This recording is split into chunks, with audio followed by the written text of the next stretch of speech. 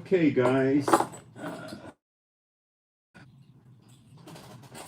This is Moshe coming to you from Israel and the Galilee, where I've lived for a long time. On the 2nd of November, it's 8:58 in the morning. We had a lot of rain last night out of nowhere.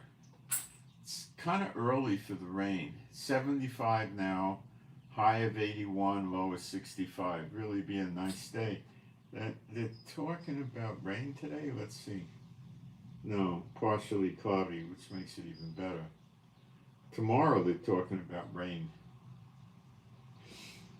And then Monday, and then sunny again. Well, it's a little early, but it's not that unusual. Okay, I'm going to jump into the live stream and put my posts up and make sure we got sound and picture before we go further. We got plenty of sound and picture.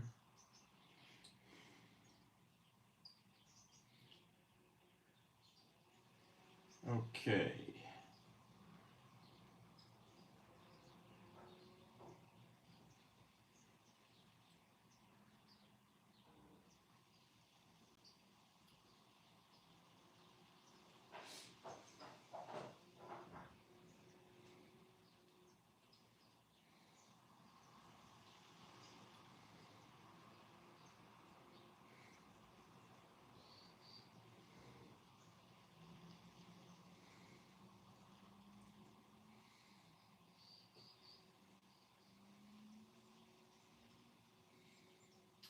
Almost there, guys.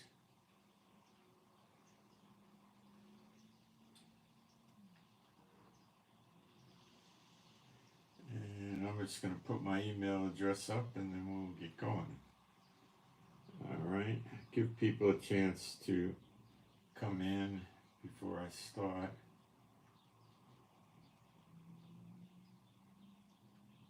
All right. Moving along here. A few more seconds.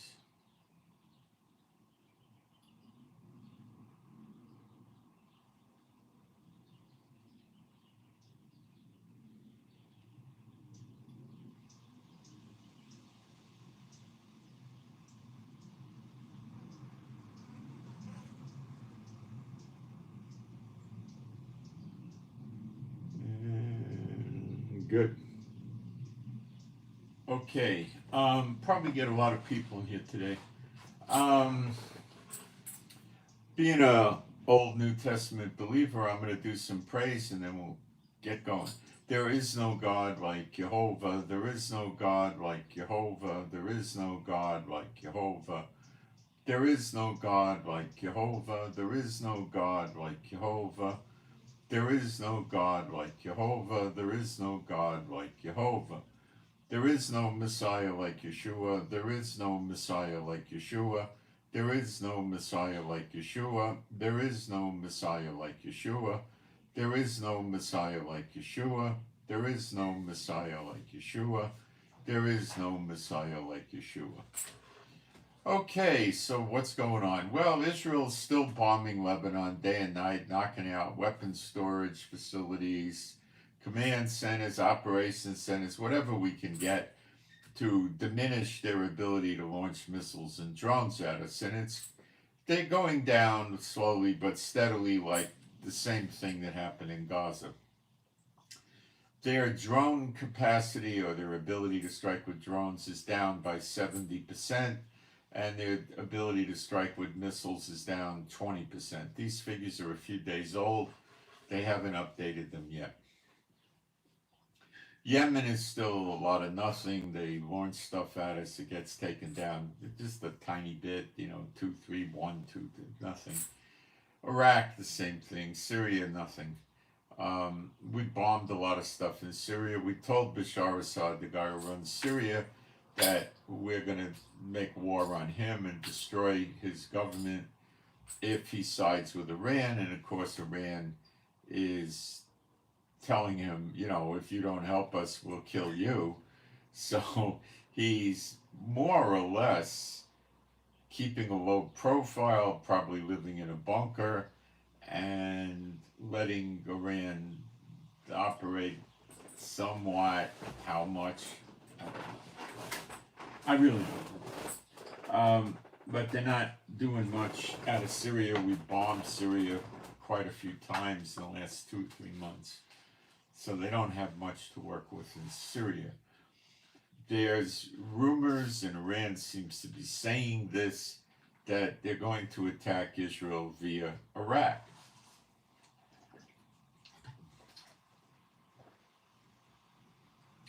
Now, Iraq has no common border with Israel, so they can't do a ground invasion from Iraq to Syria, from Iraq to Israel. They'd have to go Iraq to Syria to Israel. They could go Iraq to Syria to Lebanon and drop down through Lebanon. But either move there would be just a sheer suicide move and a perfect way for them to have all their troops and equipment killed.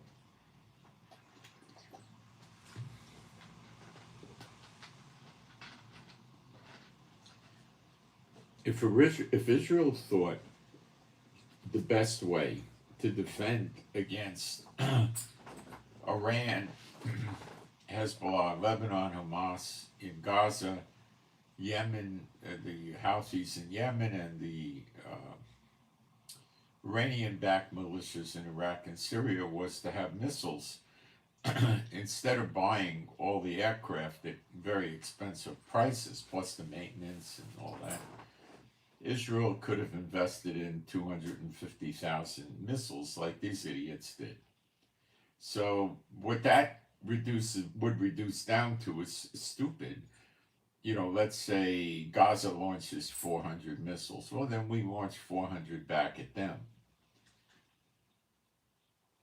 And then if they kill Israeli civilians, the UN people, oh, who cares, bunch of Jews, the world's better off without them. But if we kill Gazan civilians, well, then they start rising up against us. So Israel made an intelligent move to develop a navy. We have, I think, 5 or 6 submarines. Some can launch missiles from under the surface. And our submarines are quite stealthy. We get them from Germany, then we modify them. And they're very quiet. They're what you call electric boats or electric submarines. The diesel submarines are much harder to detect than nuclear submarines, which are much noisier. I believe they could stay submerged for 2 or 3 days, but in addition to that, they could snorkel. What's snorkeling? Well, they have pipes, you see pictures of submarines, there's tubes coming out near the conning tower of the submarine, and they have a tube that would take the exhaust gases from the diesel engines, and instead of having them fill the boat and kill everybody, the gases go up through a pipe, like an exhaust in a car, and they go out into the air. They stay below the surface. Maybe they can, have 40 or 50 feet of snorkel or something like that. So they stay under the surface where they're rather difficult to detect. Radar from the air and the ground is certainly not going to pick them up. And they, it's possible on a very clear day with very clear water, which the Mediterranean's not known for. They could, like at 1 o'clock in the morning, in the afternoon when the sun's beating down, maybe they could see an image of the submarine. But that would mean the aircraft has to fly right over where the submarine is.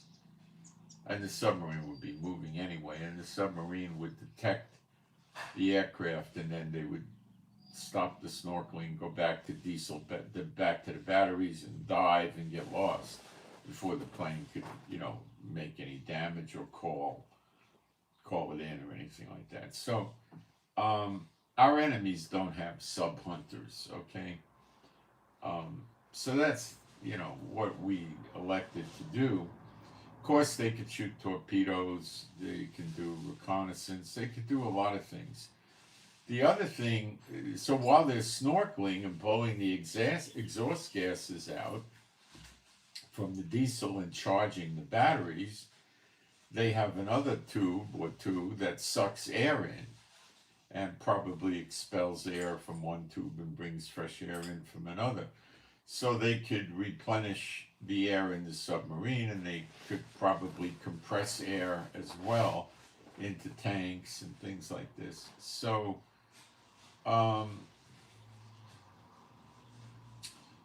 the submarines are good for Israel's purposes. Israel has no interest in taking submarines to Japan or India or Brazil or anything like that. So the idea of a nuclear submarine is not, of any real interest to Israel. Our enemies are close and nearby, and we're not the hammer of the whole earth like America is, daughter of Babylon. So we don't go after these type of things. We also don't go after long-range bombers like Russia and America do, because we have no interest in flying to places, 2,800 miles away and attacking them. We don't have any enemies that far, so we don't do that. All right, so even Fox News had a retired four-star general. I put this up on my Telegram this morning, and he said that Israel had knocked out all or most of the radar that Iran had. And we also knocked out a lot of radar in Iraq and Syria. Now, I'm not sure we knocked out all the radar in Iraq and Syria. Nobody said that. They opened up corridors to fly, to attack Iran through Syria, mostly where the American bases are, and then into Iraq, and then they'd be pretty close to Iran.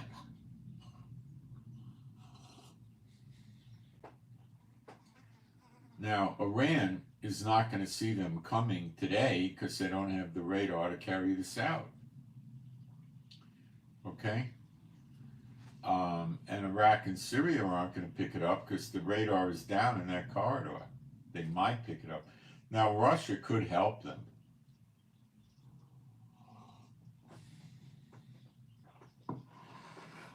Two ways. Russia, the likely way, would put warships in the Persian Gulf, possibly the Red Sea, although that's not as tactically correct, and also the Mediterranean, but that would raise a lot of issues, but they could do it, and warn Iran that they're detecting aircraft coming out of Israel, headed their way. Other Arab countries in the area that are favorable to them might warn them also, but they're not really that interested in getting on the wrong side of Israel.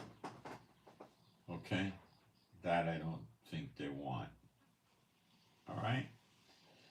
So, why would Iran say they're going to attack from Iraq? Well, I'll give you the different tactical scenarios. One is there may be underground bunkers of missiles and drones in Iraq that Iran had the foresight to store there years ago or months ago or whenever, right?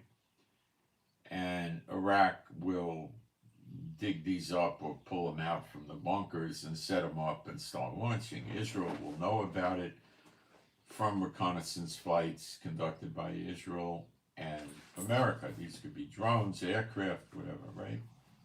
And then Israel will undoubtedly do a preemptive strike on those targets. Israel will attack swiftly and quickly.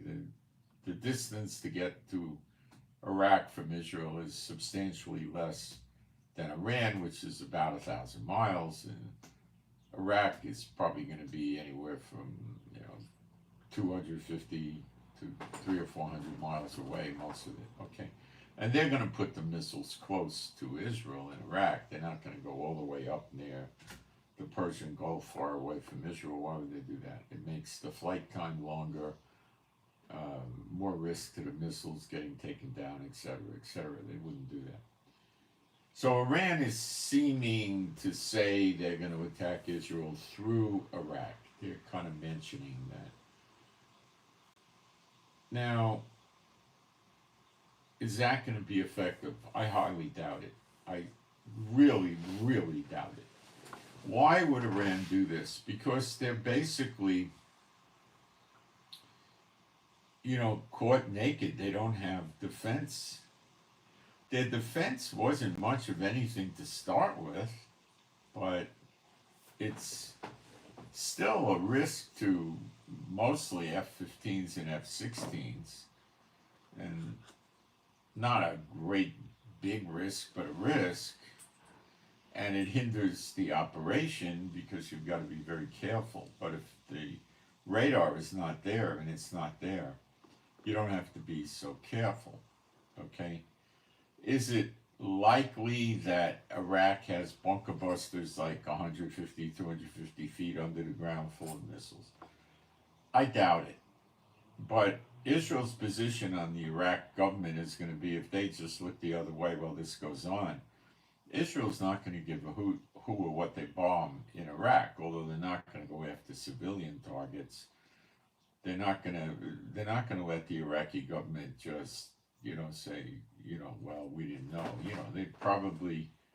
They might not have the patience and the time to start bombing Iraqi government buildings and military bases and airports, military airports. They might just ignore it and just attack the militias that are launching the rockets at us, okay, or drones. Syria, I don't expect much anymore from, and Yemen can hardly do anything. Yemen did make a statement that I think is just wild delirium, that they would send 400,000 soldiers to Iran to help them if there's a war. Do I think the Houthis mean this? Well, I think they're just talking, The Muslim terrorists, bark and bark, and their bite is nowhere near their bark, as we've experienced. So,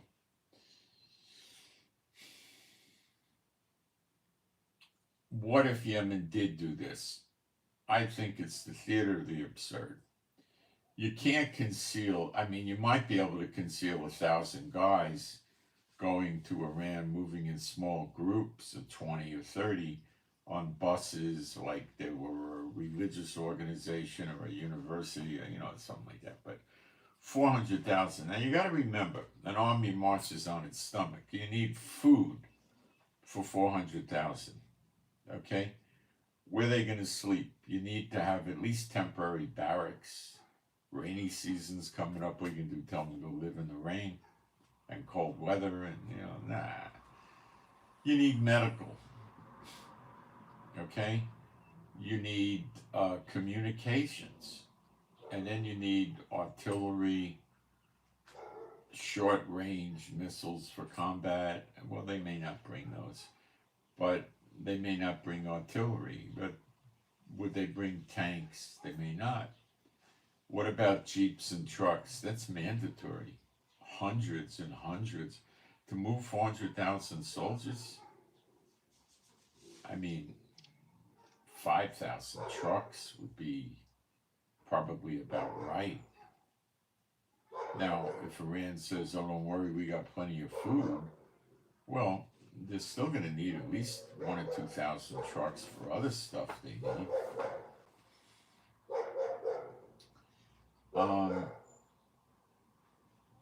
Somebody's going to blow them up on the way to Iran. America, UK, Israel, all of whom have bombed the Houthis previously multiple times. So the chances of them surviving is pretty dismal. Also, what country is going to let 400,000 Houthis go through their country? They may just stop and decide gee, they let us in, they're stupid, let's conquer the country. You know, that's another problem they have.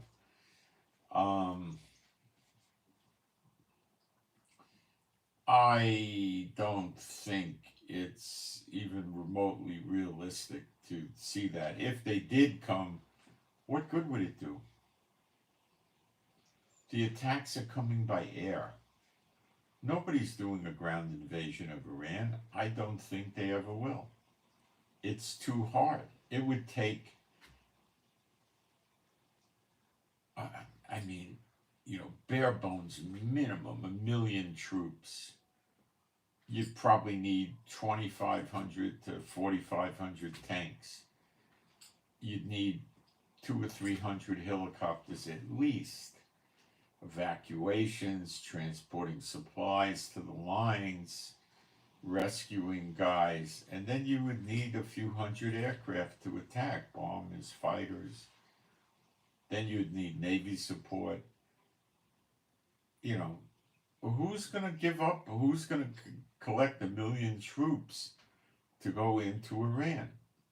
Nobody cares that much about going into Iran. And then you got to occupy Iran for years.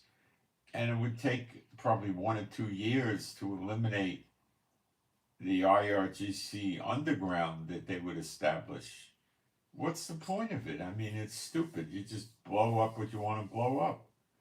Take out their offensive and defensive capabilities, and why go in? Nobody's going in. It's too much. They're not going to do it. I'd be shocked if they did. I don't think they will. I don't think Bible prophecy indicates that. In Jeremiah 49, it talks about Elam. Elam is basically Iran, Iraq, and Syria. Ring any bells?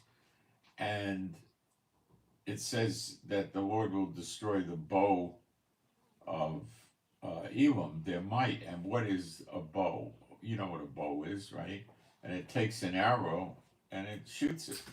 So how do you put it into today? The missiles, you can even say the drones, are the arrows, mostly the missiles really, and the bow are the missile launchers. That hasn't really happened yet in its fullness, but it will. So America makes an announcement through Austin, the Secretary of Defense. I think he's a very unimpressive individual. He seems to me nothing more than a stuffed shirt bureaucrat and an S-bot of the highest order of being a Satan bot. And he just is, I don't know, a mouthpiece for the Biden administration. I think he's a very unaccomplished person. And they've had a lot like that, okay? So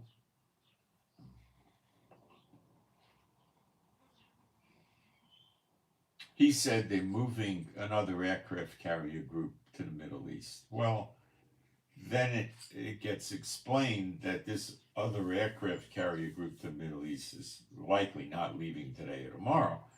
It's to relieve the, Abraham Lincoln Aircraft Carrier Group, which is around the Indian Ocean, Sea of Oman now. It's going to be here for a few months. So they're talking like we're always going to keep an aircraft carrier group here. An aircraft carrier and probably 3 or 4 destroyers. So it has a threat deterrent value in the Middle East, okay?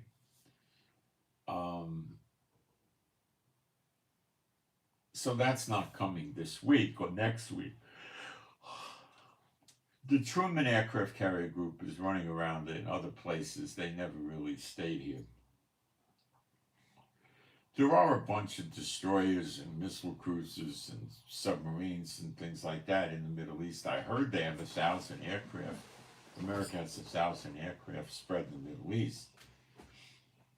That would be heavily in Bahrain, Qatar, Jordan, Saudi Arabia, and some in Kuwait and UAE and all this stuff, right? That's a lot. Now, it's possible that Austin is sending some destroyers here very shortly. See, America is very scared of anti-ship missiles hitting an American aircraft carrier because it happened to them already in the Red Sea. And as far as I know, a destroyer got destroyed, but they're not talking about that. But they did have an aircraft carrier get hit a few months ago, and they had to pull into port in Saudi Arabia to get refitted, and then they got it out of here eventually. I think it got hit on the deck.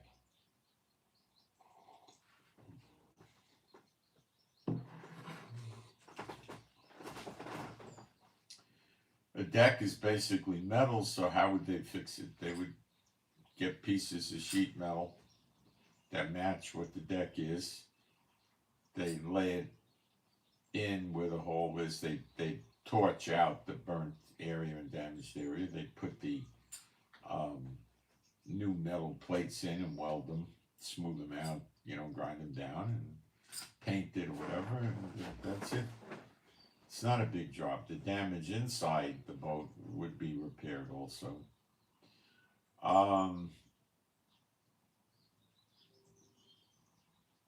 Thinking. So this brings us to Y-12 B52 bombers. And now, we were hearing about B-52s creeping around in the Middle East, one or two at a time, but we never really saw something like 12 B-52s coming to the Middle East, which Austin announced. Now, the B-52 is an old plane.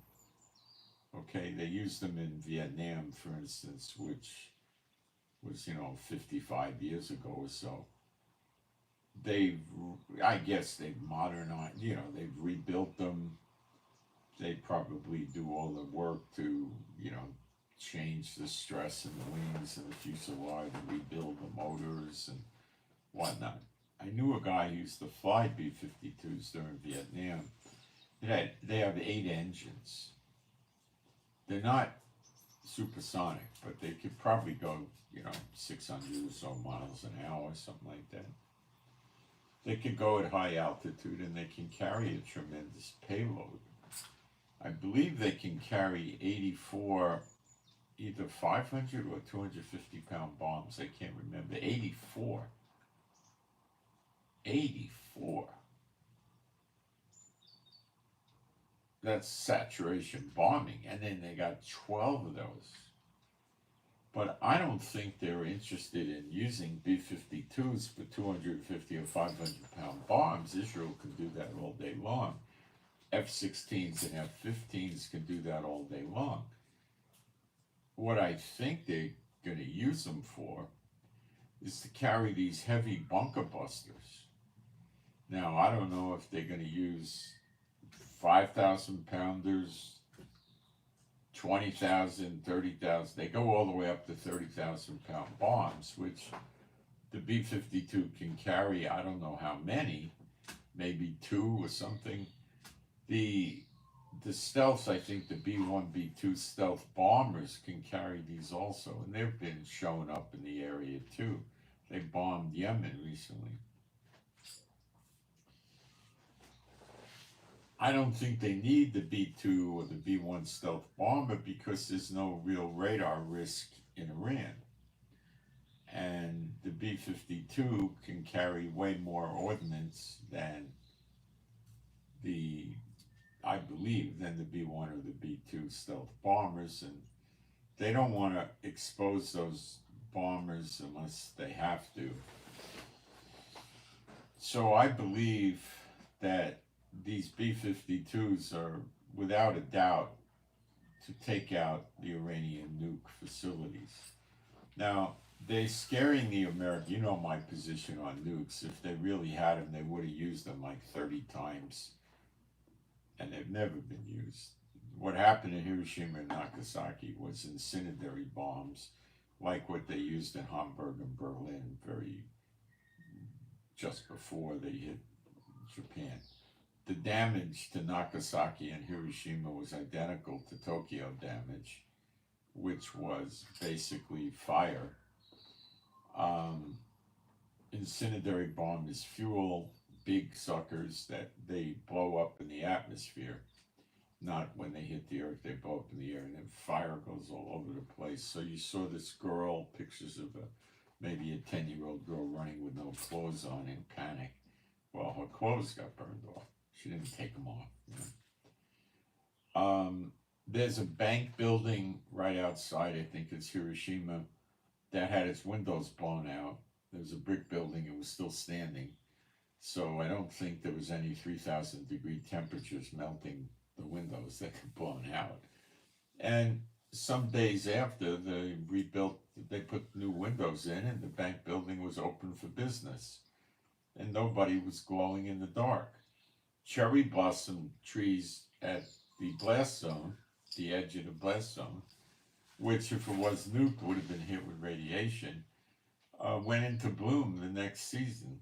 You know, so that's my opinion on this, you know, and many others. You could go to YouTube and look up Nuke hoax and poke around. So what happened, but the world believes this. The other day, North Korea launched some kind of a long-range missile. It went up and it went some distance and then it fell down, you know. And they're saying that North Korea has a missile that can hit anywhere in the world. I personally, in my opinion, think that's just a scare tactic. And they're telling the public that they could hit America, and North Korea could hit America. That's a rather frightening proposition. And then you compound it with China, their boss, could just take a truck and drive nukes over there. They can put the nukes in the missiles and nuke America. And then the retaliation would be against North Korea, not China. Do I think this is a realistic situation? Not at all. Do I think North Korea launched some missile that went high up in the altitude? Yeah, I don't know how high. But we didn't see it. If they could really hit America, what the guy would have done, if it was hypersonic ballistic guided missile like they were implying, he would have launched the missile and would have dropped it down maybe 100 or 50 miles off the west coast or the east coast, and that would have scared America. But that's not what happened. Not at all. So, but they have created the threat level, and it makes me think that America has had enough with North Korea. North Korea has made numerous tactical moves against South Korea. They destroyed all the roads and highways and places you could drive regular motor vehicles from South Korea into North Korea to stop an invasion. And then they placed 700 combination of missile launchers and artillery on the border with South Korea. Now, South Korea, of course, is, screaming and yelling to America, hey, what if we get up in the middle of the night and they start launching with 700 artillery pieces and, missiles will suffer incredible damage in a matter of a couple of hours before we could do much.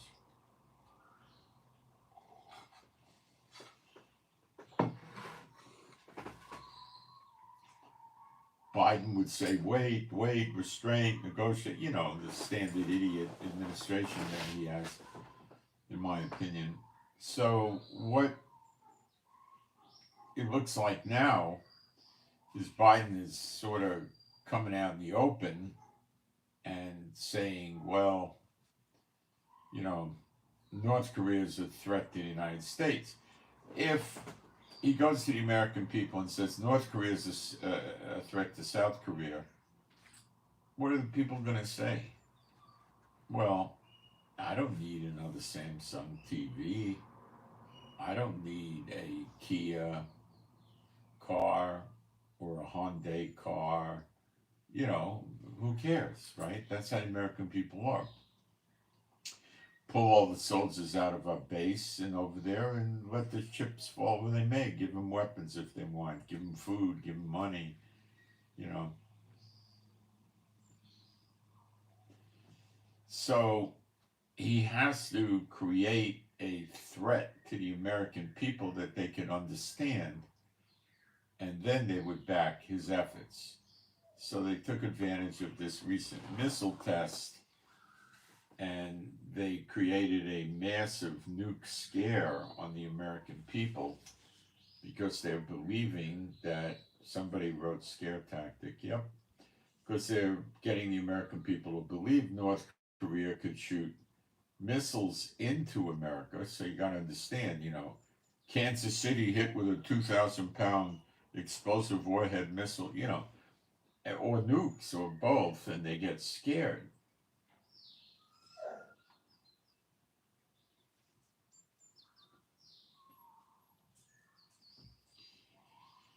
Um,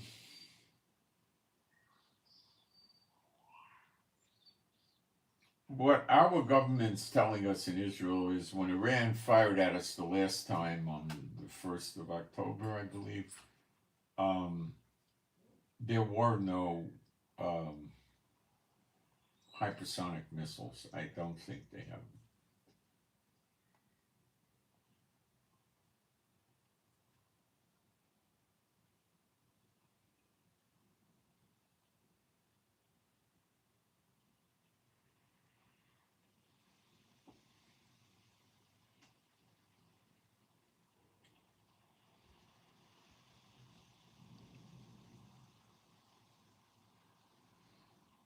Um, do these borders have meanings? They have biblical meanings.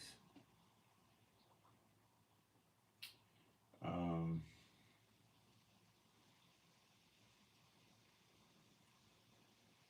I'm reading the chat here. I like to answer questions. King of Mud Hut. I have no idea what that means. Remember the U.S. liberty. Okay, we got an enemy here, so enough of that. Um,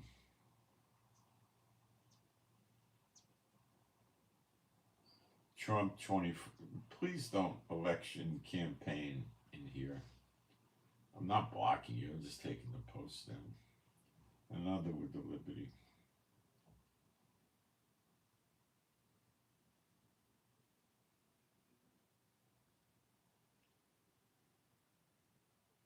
I don't know what these people think. They just get a thrill out of coming in here and insulting a Jew living in Israel, and Israel.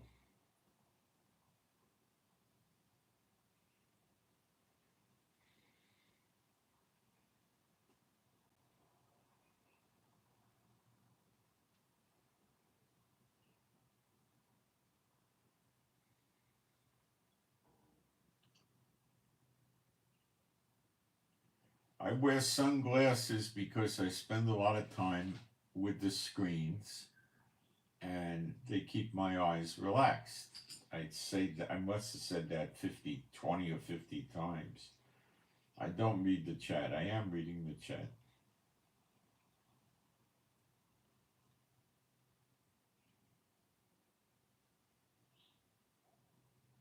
We got the trolls in here today. Um,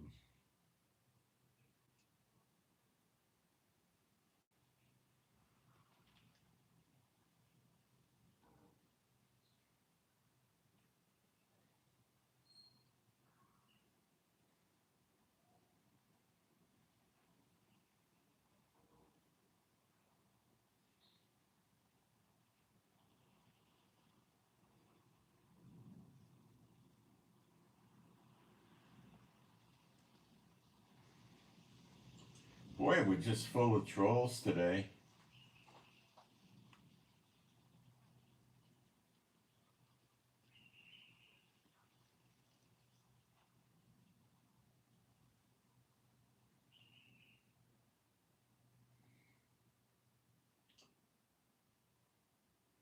think that was mostly just trolls. I got rid of most of them.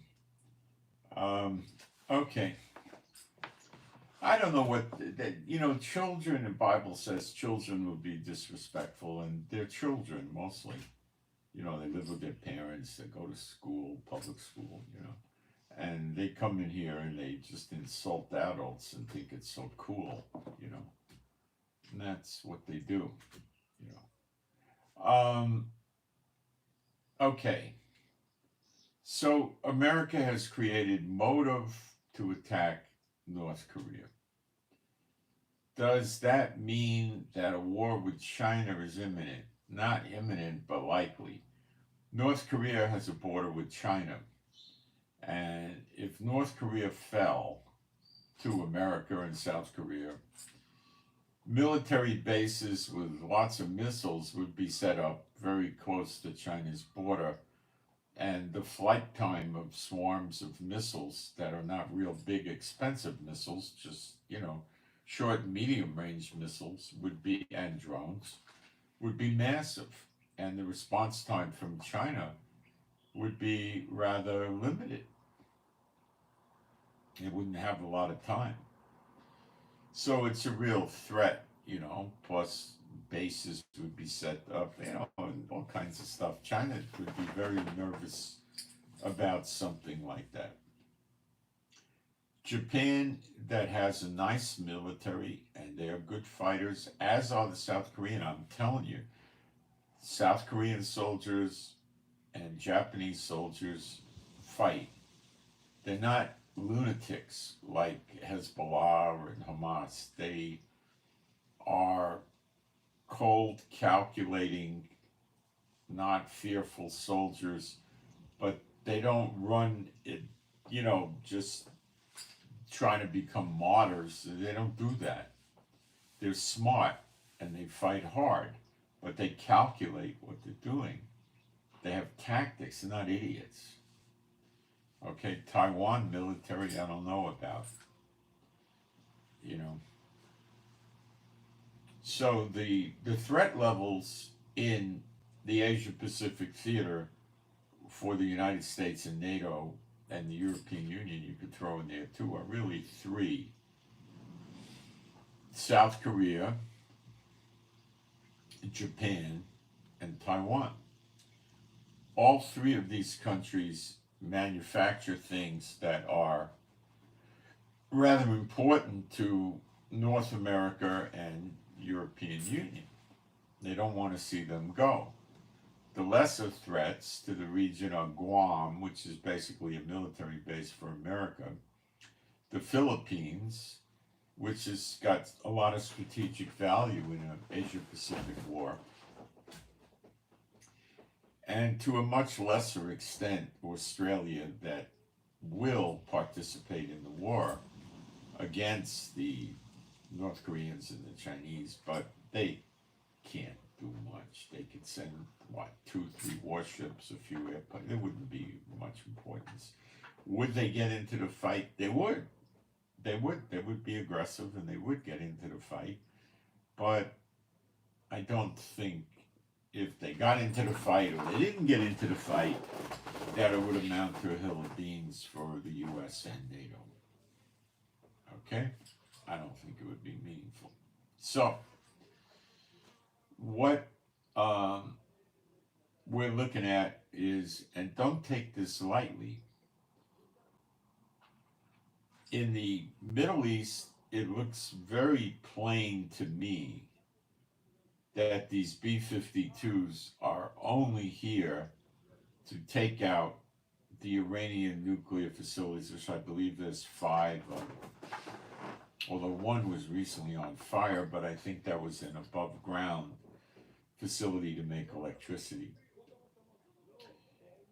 And America is going to tell the world that the Iranians have been threatening to disregard the International Atomic Energy Authority and not allowing inspections, and they're going for nukes, and they're saying they're going to get nukes, and we have to stop them or they'll blow up the world, not just the Middle East, and, this kind of thing.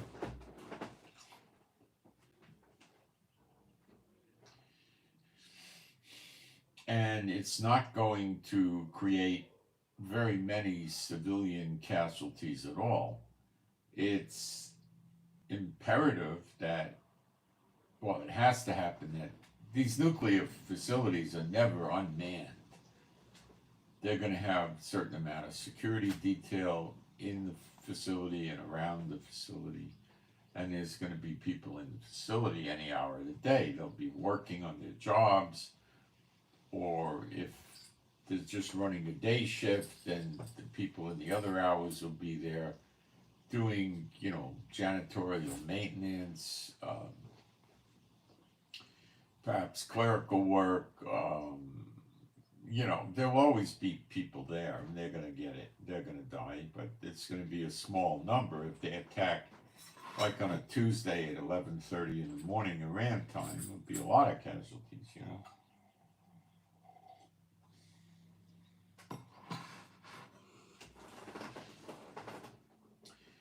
Khomeini, the supreme leader of Iran, got himself in between a rock and a hard place.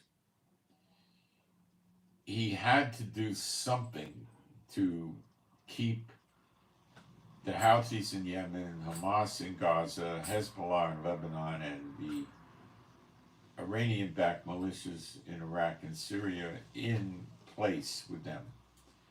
So they were all pressuring Iran to damage Israel, so Israel wouldn't be damaging them. So Iran shot around 200 missiles, made a very feeble attempt at hurting the Israeli military, and it didn't work. And then Israel did a three-way, very, very successful attack against them some days ago, I think a week ago. And it looks like Israel's going to be attacking them again.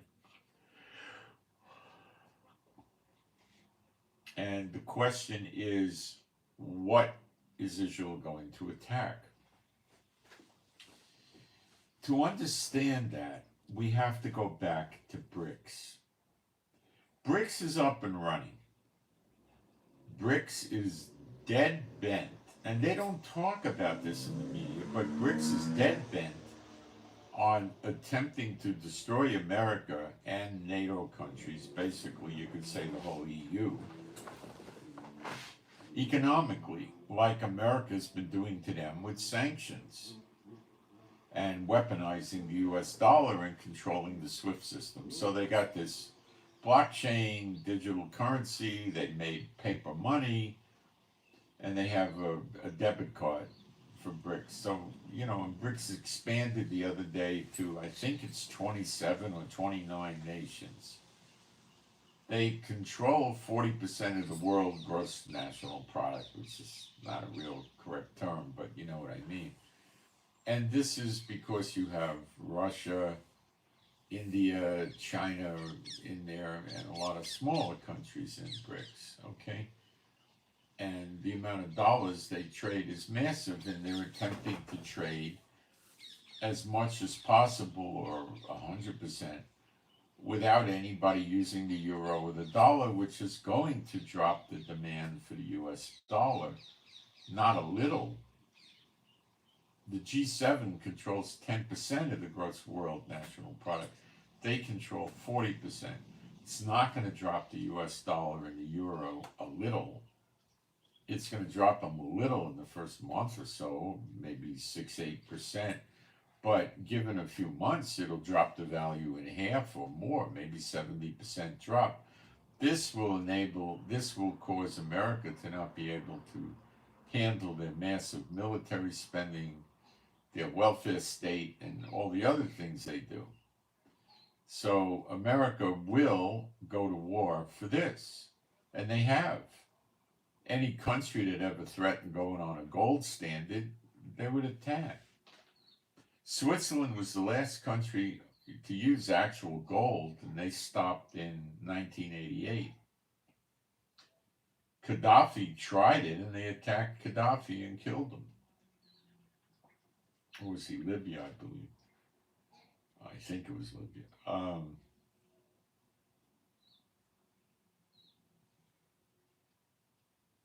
They're going to war. They're not letting BRICS destroy the United States and the European Union. And that's why you saw NATO come out with an announcement after the Israeli attack from a week ago that if any nation joins and helps Iran in attacking Israel, they will get into the fight against Iran. NATO said that. Now, it was pointed directly at Russia, not so much China or North Korea, but Russia.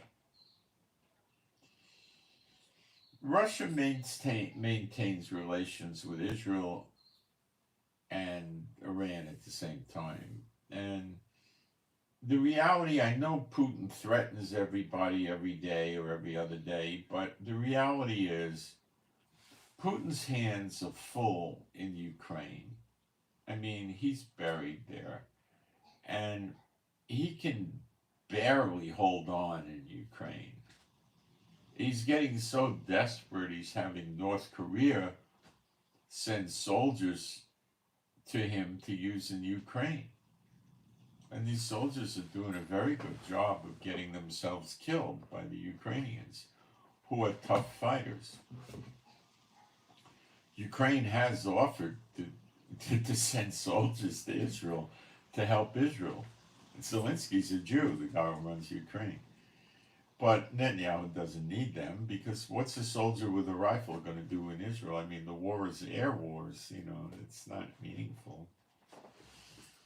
If Putin starts pushing things too far, Israel will help Ukraine. And Ukraine might even send some soldiers to Israel, but I don't think so. I don't think we're going to do that.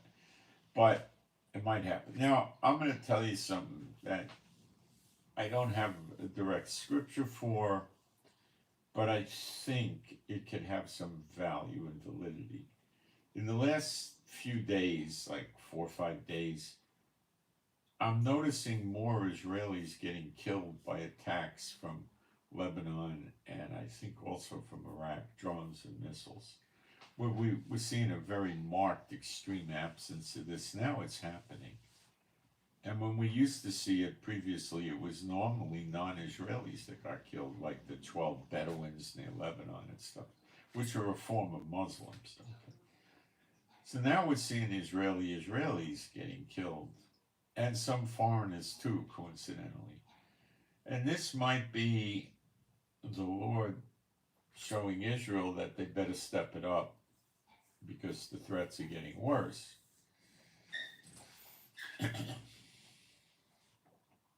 Undoubtedly, Iran will try to have, and I might be wrong about that, but I think I'm right. Iran might,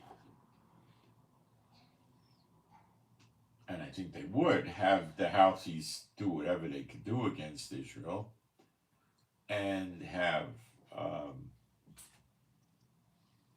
Hamas can't do anything, so there's nothing Hamas is going to do.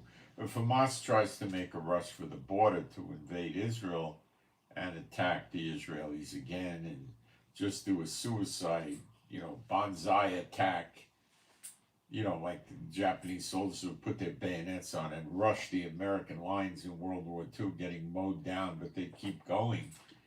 If they try something like that, it'd just be a slaughterhouse, okay?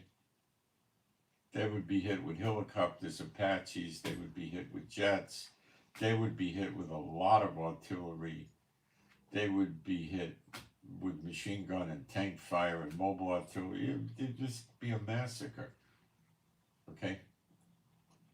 Is it possible that if 4,000 or 5,000 of them did a rush like that, 100 or 200 would get into Israel? Unlikely. Why? Because, you can't just have 4,000 or 5,000 Hamas just, take a casual stroll towards the border and then all of a sudden rush through. I mean, they're going to see it. We're inside Gaza. We'd shoot them in Gaza. It's not going to happen. Could they do the same thing with Hezbollah rushing the Israeli soldiers at the border. We probably have 100,000 or 140,000 or something up at the border by Lebanon. It's a joke. No, they couldn't do it.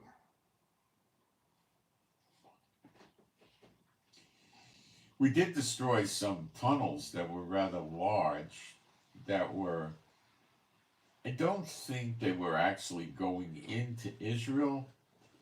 They were designed to go from a few, I don't know, hundreds of yards or a mile or 2 miles or something inside Lebanon, so they could go into these tunnels, get very close to the border, maybe within 100 yards or 200 yards or 300 yards of the border with Israel, and stay there. And then when there were several tunnels, when they got the green light, they would all emerge from the tunnels very close to Israel and just rush at the border.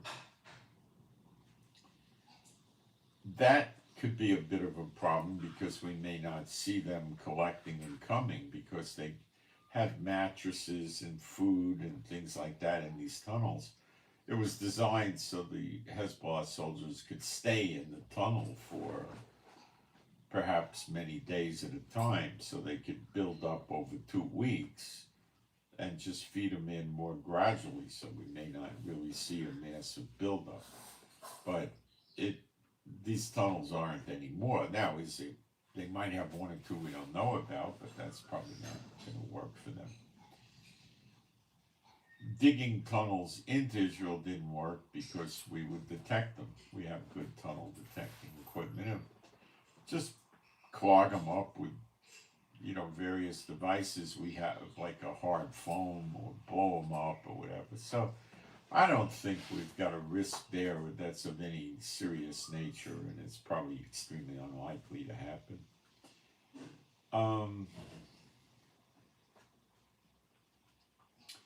Could they muster up a large amount of missiles and drones and add to the launches coming from Iran and Iraq?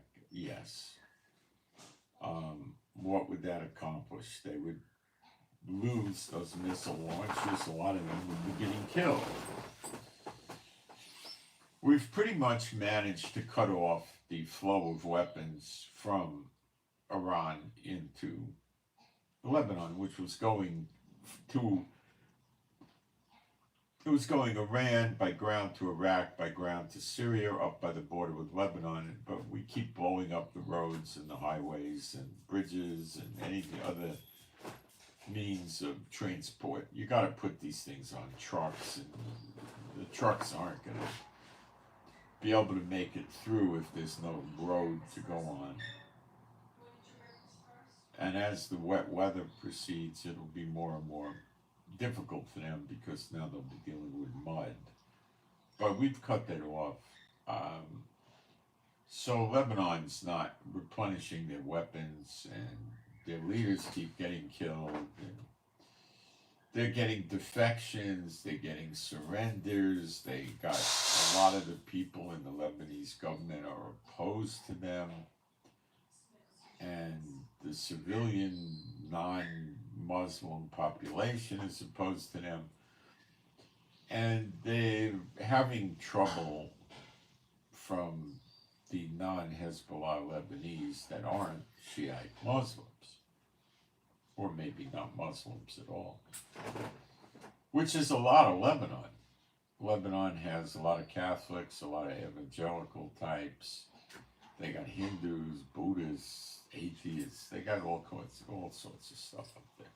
Okay, it's not really a strong, dedicated Muslim country like Yemen or Iran or Syria or Iraq. It's not that bad. Okay. Why Israel is waiting is we're attacking Lebanon day and night. We're up in Beirut, Sidon, Tyre, far from the border, basically, hitting various targets, and we just keep trying to knock out their capability to launch against us day and night. That's no secret tactic. It's rather basic and obvious. The big thing to do is stop the missile launchers. Um,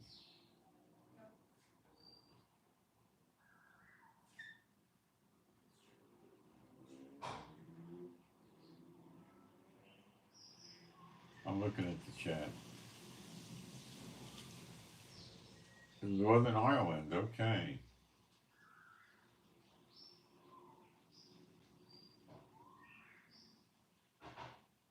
Someone says, speaking of tunnels, is that true that they have rescued kids from tunnels? I haven't heard anything like that in Gaza or Lebanon. Sorry. I would think it's not true, but I never heard it, you know. So now,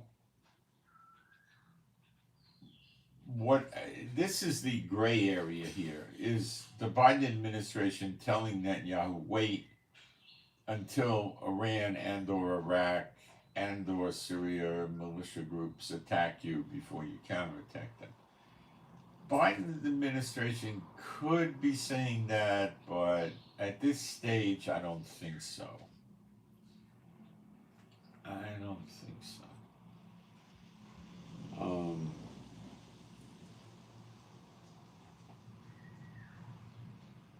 It may start raining again. I think I'm hearing thunder.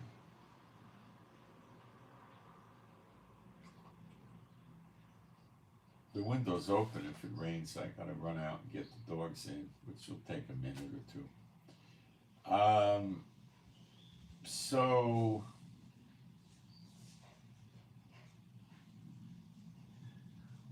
no, I think those are aircraft. I heard. It's pretty sunny out there. So I don't think so. Is it likely that America will just go bomb Iranian nuclear facilities? That would be rather shocking for me to see that. Is it possible that Israel will? Let me just say this. I heard this on Fox News this morning, which was yesterday in America, from a retired four-star general, that if Iran uses Iraq to do the counterattack, so to speak, against Israel, it's not going to stop Israel from attacking Iran.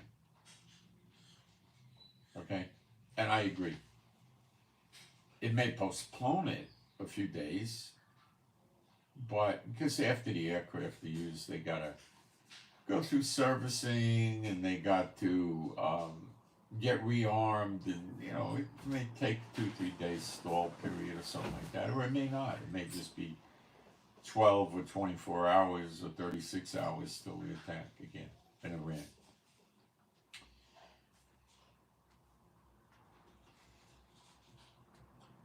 Now, if Israel is going to attack Iran again, what are they going to attack? Now, that's $1 million question.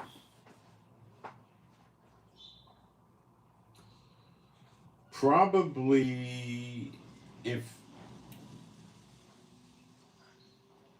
what I'm hearing is that without the radars, and Iran is now without the radars, because we didn't just hit S-300s, and I think we hit S-400s too, but there's mixed. People are saying the reason we didn't hit S-400s is Russia has never given them to them. But I am of the belief that Russia did. I remember in the past that they might only have one or two, but I think they had some. Not that those things are so potent anyway, but they're better than the S-300, which is really not highly effective at all, but it's still a threat.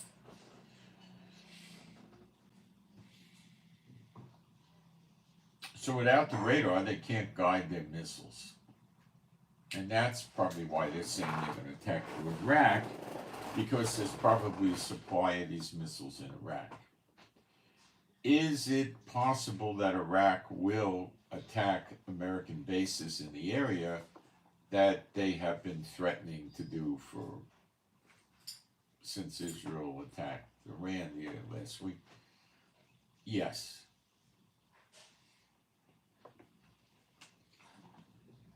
that would be a side issue because it doesn't make any tactical sense for Iran.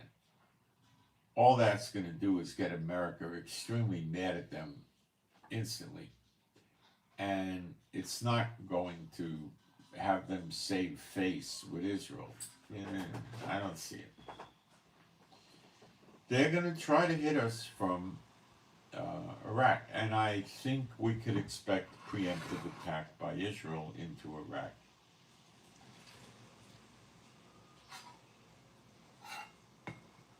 Hitting Iraq is probably, for us, 80% easier than hitting Iran.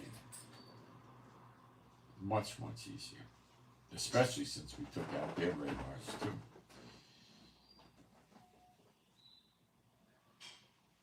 So I think that Israel's going to be used to create tensions in Iran, and then America will step in and hit the nuclear bases, my guess. So let me tell you something that Israel can do. See, America wants to bring Iran down militarily big time, okay? And they would hope for an overthrow and to restore the Shah's son back in Iran, and then everything would be honky-dory with America and Iran, like when the Shah was in. When the Shah was in office, Iran and America were just fine. When you look at what Iran was like then, women went to the beach wearing bikinis. Men went to the beach too. They had beauty parlors for the women. Women were not wearing hijabs or anything like that. They were dressing like Americans or Europeans. Iranians could travel to America without much difficulty whatsoever. People from America could go to Iran. Is it raining? Is it raining now? Oh, okay, thanks.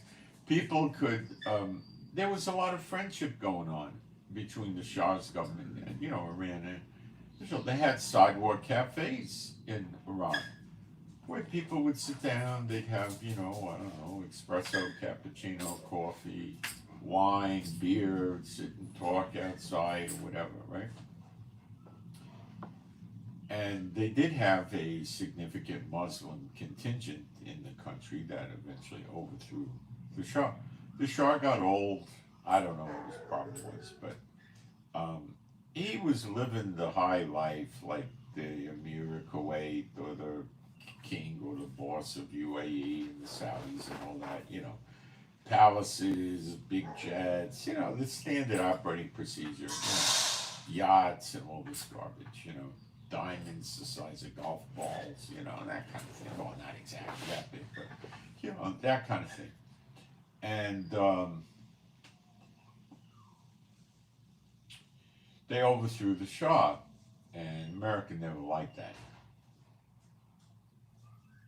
Now, I ran some numbers on why America is very scared of BRICS, but I want to put it in dollar value for you.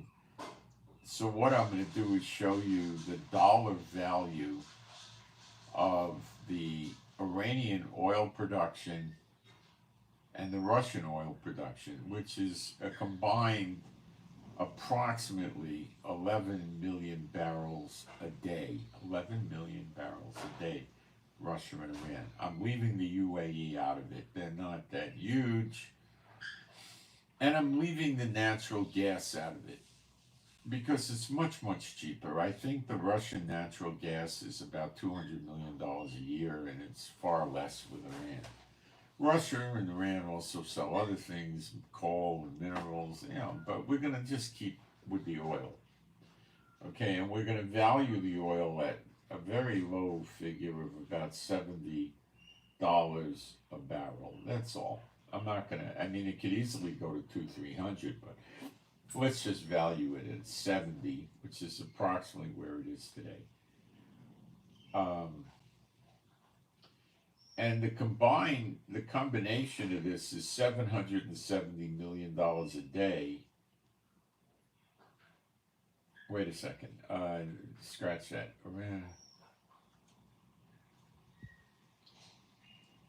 So the 11 million barrels a day they plan on selling through BRICS without any sales in euro or US dollars.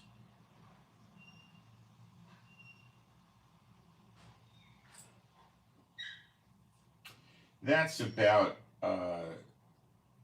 200. Well, let me run the numbers. Hang on.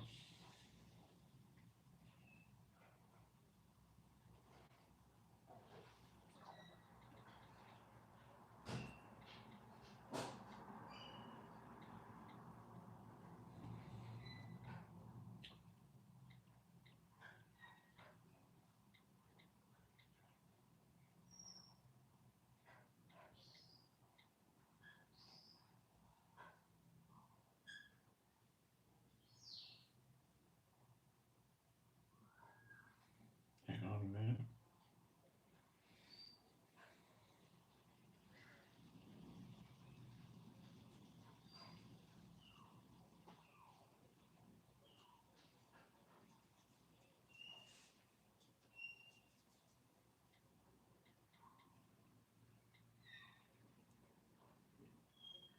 That's about $280 billion a year using a 365-day Gregorian calendar year, which is what they go by. So it's $250 billion roughly a year without the natural gas, without their other exports. Now, then you got to add in the UAE because they're already in BRICS. But their production is not anywhere near as strong, but I did work it out.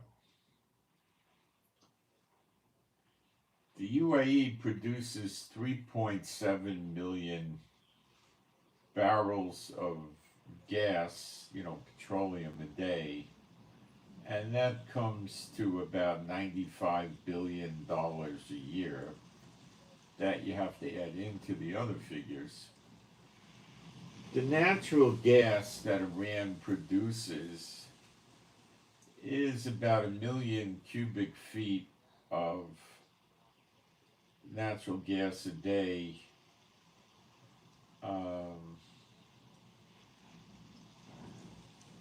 It's about $6 million a year, I think. It's not that much. And Russia produces much more, and that's using a value of 33 cents for a cubic foot.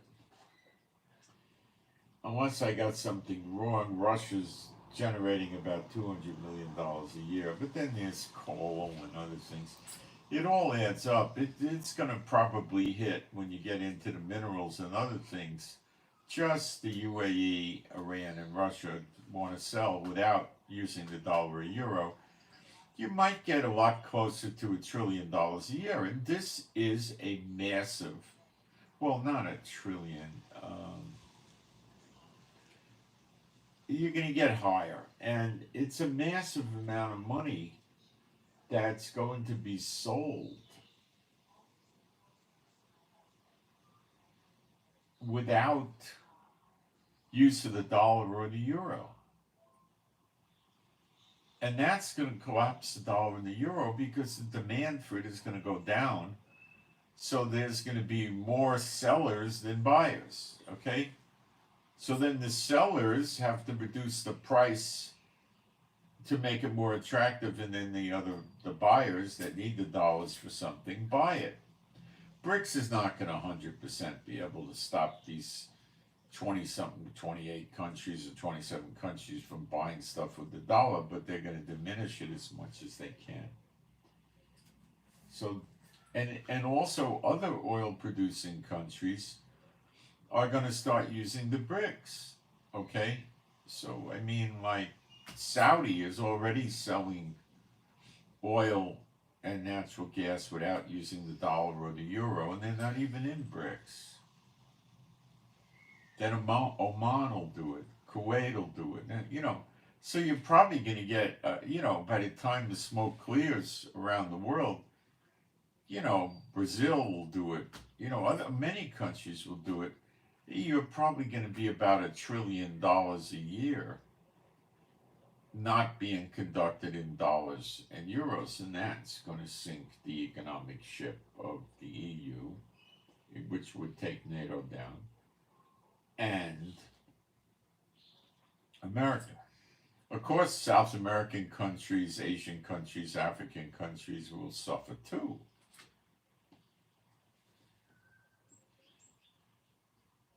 Egypt would probably sell oil. There are probably other countries in Africa that start selling oil. Nigeria, I think, already is doing that. No dollar or euros. So yeah, you'll hit $1 trillion, and that's going to sink the ship for America. And you're not going to see the dollar drop 8%, and you're going to see it drop 50, 60, 70%. The amount of poverty that the average American is going to experience if this is allowed to continue would be beyond your belief. The foreclosure rate in America will be massive. People will just ignore him. You're not going to be able to foreclose on 15 million people or 20 million or 30 million people. Okay? It's not going to happen. Car payments are going to stop.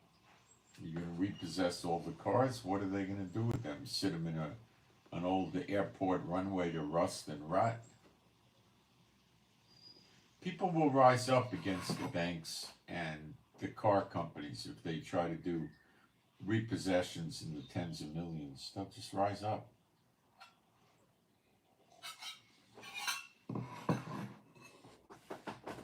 The government's not going to push that. They'll try to suspend repossessions and evictions.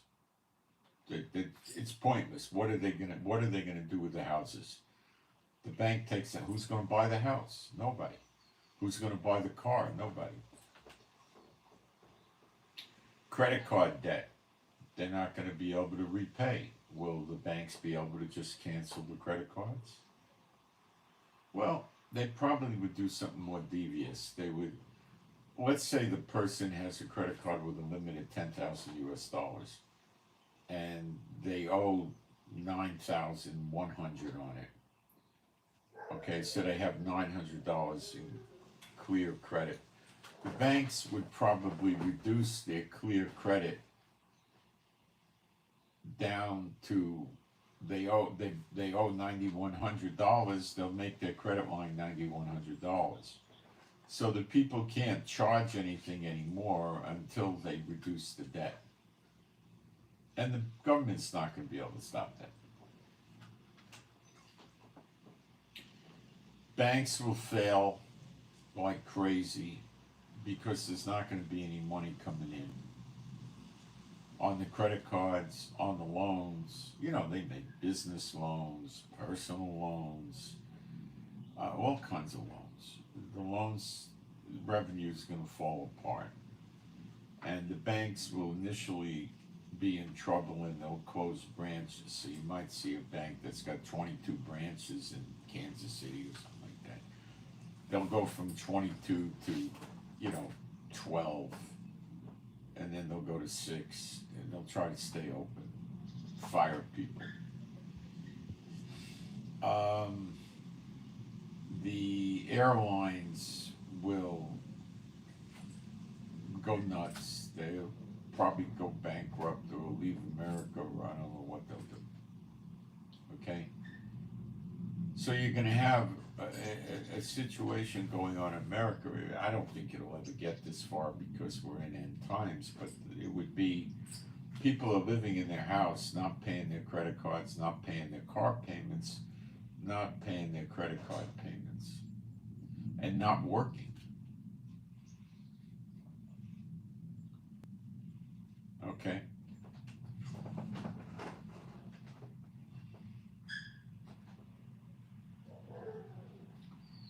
So they'll be scurrying around to try to get medical. Millions, tens of millions of people with health insurance will crash. They won't have it. They're going to have to go to the hospital and go on charity. People are going to go on welfare. The government will do bailouts, which is going to be difficult because the dollar is in the toilet. They'll put price freezes, like when Carter was president, which most of you weren't around for, or you weren't adults. They were putting price freezes on things. But you might have that, and you might have deflation, but they'll start out by trying to bail out the Americans, giving them payments and bailing the car companies out, the banks out, which means printing more money and watering down the currency. And they'll try to keep the country floating, and it won't work. Tourism would increase because people would come here from to America from other countries, because it would be rather cheap to go to Disney World in Great America and go see Los Angeles and New York and Miami and all that. That would pick up. But from who? I don't know. Europe's going to be down in the dumps. A lot of Asia will be in the dumps, and South America will get clobbered. So what are they going to do? All roads lead to, if you're in BRICS, you're going to be better off. But if America knocks out Iran and Russia from selling their oil, natural gas, other minerals, coal, and stuff like that, the BRICS thing is not very advantageous anymore.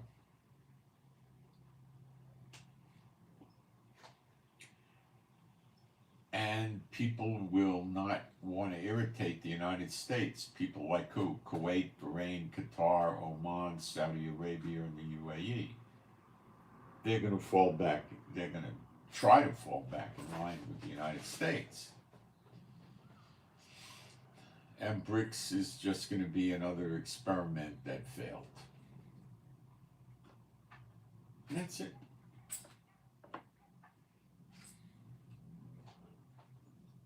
That's all it's going to turn into. The big sellers of oil and natural gas are Iran and Russia, and to a lesser extent UAE, which is in BRICS now. And who's buying this predominantly is China and India. And if this thing falls apart, China and India aren't going to be, China may try to hang on to it, but India's probably not. So it's going to go, fall apart. It's not going to go anywhere. How do you stop Iran from going into BRICS? Now we got to dig deep. Does the United States want to drop 11,000 bombs on Iran and turn it into a destroyed parking lot? I believe this is likely to happen, but I don't believe this is what America's plan now is for Iran. Not now. They want to see a Federal Reserve Bank in Iran. They want to see American oil companies running the oil fields and the refineries in Iran. They want to see McDonald's, Burger King. You want to have Muslims in Iran? Fine, have all the Muslims you want. But they're going to make sure the radicalization of the Muslims in the mosques stops. And, do all this without invading Iran. Now, Iran is already, very close to this happening to them. It is, surprisingly.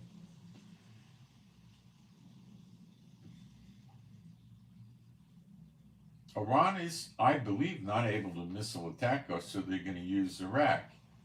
And they're going to try to create the illusion. They're going to try to get Israel to divert the counterattack to this coming attack on Iraq, not on Iran, but that's not going to work.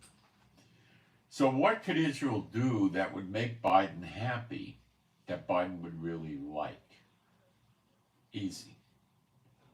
Israeli planes come, and of course, to create the illusion, we're going to attack missile launchers, weapons, missiles, drones, storage facilities, any other factories they're using to produce this, maybe hit at 1 or 2 military bases, and we're going to send several planes to hit probably you need to hit 2 ports in Iran that are used to transfer oil and natural gas into the tanker ships to be sold around the world, giving Iran their revenue stream.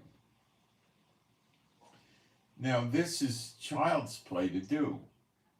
At the port, there's going to be oil storage facilities. Okay? Blow them up. There's going to be possibly electric generators. You blow them up. The ports and the piers, which are going to have, docking facilities and cranes and all sorts of stuff like that, right? You blow it up. Now, you don't have to go after the refineries that might be close to the pier or might not be close. You don't have to blow that up. Just make it so no boats can pull up there and load up and leave.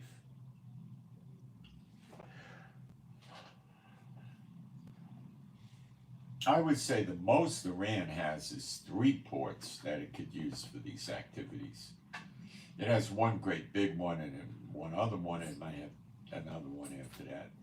Very easy for Israeli jets to do that. Okay? You do not have to fly deep into Iran at all because it's on the water's edge. And we have missiles that could easily go 80 or 100 miles out from the piers and shoot these missiles into the piers with high accuracy and blow them up. Now, it's not, a pier is a big thing when you're trying to load up a 500 or a 900 foot boat. It's a deep water dock. That means the boat may need 20 or 25 feet or even 30 feet of water before it hits the bottom, which you never want it to happen. So the pier is going to extend off the coastline, perhaps even an eighth or a quarter of a mile. I've been on cruise ship piers in Mexico specifically, where it appears to be about a quarter of a mile. They have a big concrete pier that juts out into the water about a quarter mile from the land. That's a long walk. And they're concrete. And they hold a few boats, like, you can put 4 or sometimes 6 boats on there, Now, they may have a different configuration, but they're generally going to make these things out of concrete with pylons and stuff. In other words, they're going to take 6 months to a year and a half to rebuild. Blow them up. If the boats can't dock, what good does it do them? That enforces the sanctions. Then their revenue is stopped.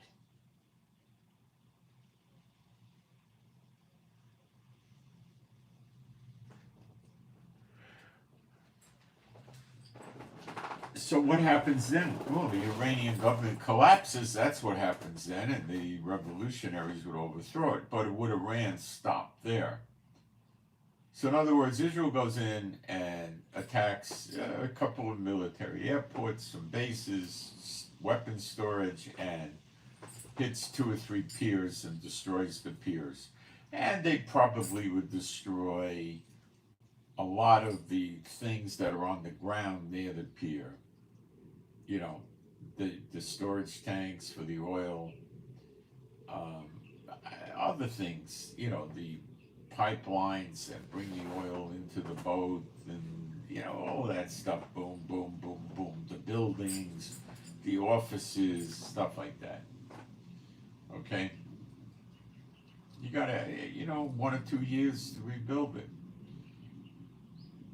Then America would try to deal with Iran and when Iran's busted out. Would Russia come in and help Iran? I don't think so.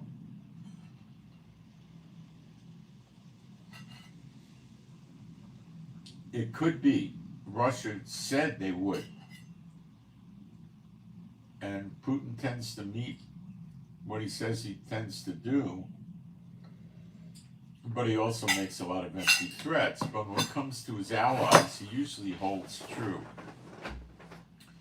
Would America be elated if Russia came and joined Iran? Oh, they would be tickled pink, because it gives them a chance to bust up Iran. How would Russia do it? Well, he's not going to send in 100,000 soldiers over there. What are they going to do? Shoot pistols and rifles at the aircraft and the missiles? That's pointless. His best move would be to send 15 or 20 warships over there to try to prevent any further attacks on Iran by doing takedowns and possibly even threatening Israel with missile attacks from his ships. This would probably cause the fairly immediate destruction of Putin's only Mediterranean Navy base in the Mediterranean, which is located in Latakia, Syria. It would be absolute child's play for Israel to destroy that facility. In other words, it's the same thing. What's a Navy base? Well, on the land, you have a military barracks, you got dining room, you might have a gym, you're going to have some weapons storage, you're going to have missiles there, S-300s, S-400s, you're going to have trucks, jeeps, you probably have 200-300 soldiers or something like that. And a lot of them are going to be mechanics that can do servicing on the ships and, things like that. So how does it start? Well, you blow the piers up in the port so the ships have no place to dock up. And that's it. That's all you got to do. Probably be 15 to 30 missiles would take care of it. And that's the end of his pier. He doesn't have any place in the Mediterranean, and NATO would love that. Then you got to take his air base out in Latakia, Syria, the big air base, and that's equally as simple. It's 2, 3, 4 kilometers away from the Navy base, and there he doesn't have many assets anymore, but there would be buildings for quartermaster course storage of everything, shoes, machine parts, plane parts, all of that stuff, right? Dining room, medical facility, all that stuff gets blown up. He has other small air bases inside Syria that are rather insignificant. We can blow those up too.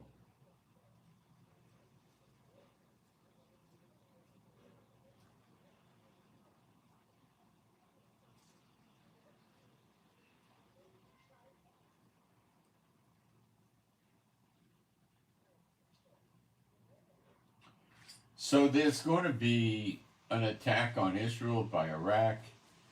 Is it going to be before the election? They're indicating yes. The election is Tuesday. Today in the Middle East is Saturday. Saturday, Sunday, Monday. 3 days before the election. And what if Iran decided to attack Israel on election day? Would that create chaos in America? I think to an extent it would. Would it influence American votes? Perhaps towards Biden or away from Biden towards Trump? Perhaps. I don't think you and me, nor the Iranians, nor the Russians, really understand how it would influence the election. I really don't know. It's hard to say.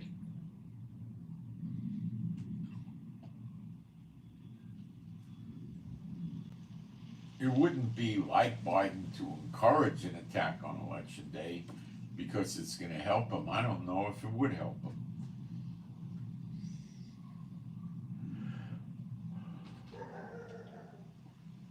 Would it help Biden suspend the election because of chaos from that? By itself, no. It would have to take too much time for protesters that are Muslim, pro-Palestine, pro-Iran, all that, to gear up, organize protests and violence and start executing it. And if you did it on election day, it wouldn't do anything. If you did it today or tomorrow, it could. And that would be the risk, is Saturday or Sunday this week. They might attempt it. They might attempt it. I don't know. It's not, the more I try to analyze what the effect on the election would be, I come up with nothing. The only thing I come up with is it's possible Biden wants to suspend the election because he thinks the Democrats are going to lose.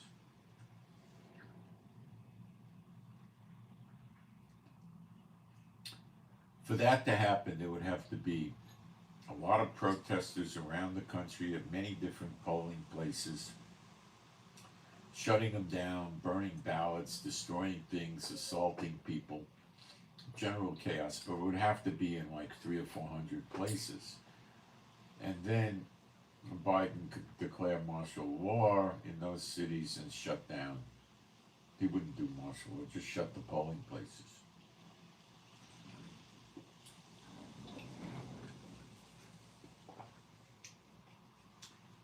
So that would be the end of that election.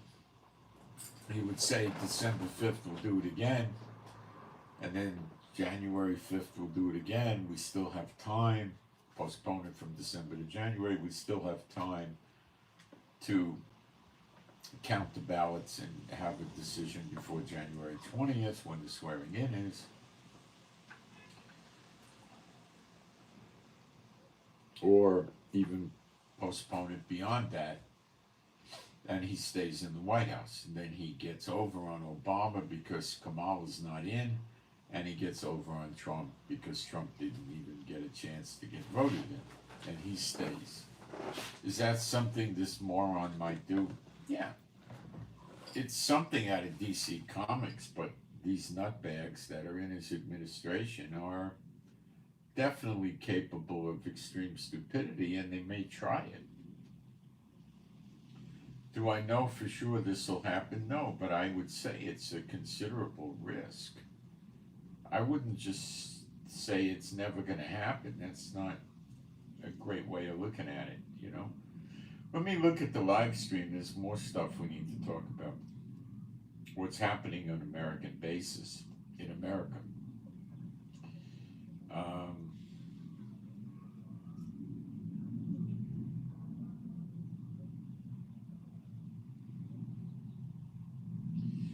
They say gold and silver holdings is the way to go, but what will we be able to actually buy with the precious gems? Well, precious metals is what you're talking about with gold and silver. You'll be able to buy, barter and stuff like that. It's a miracle the dollar hasn't crashed yet. Yes and no. The dollar's not crashing yet.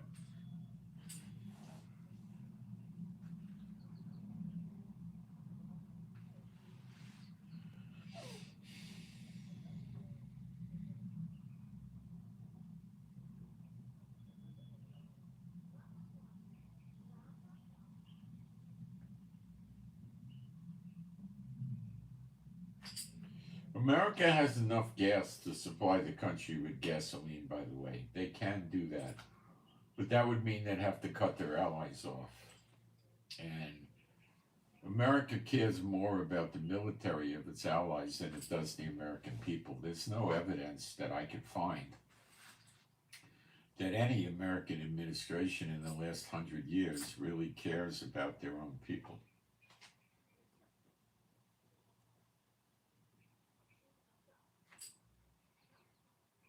Yeah, fracking is where they're getting the oil from.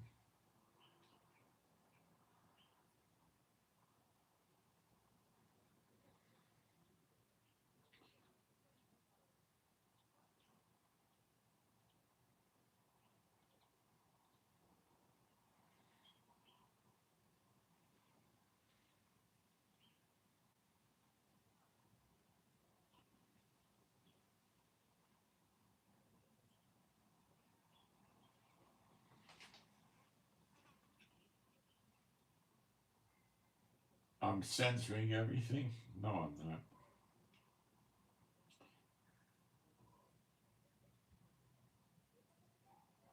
I'm censoring people that post idiotic things and insults and slurs. That's what I get rid of. Who wants that on my chat? Yes, everything is boarded up in DC. This I know.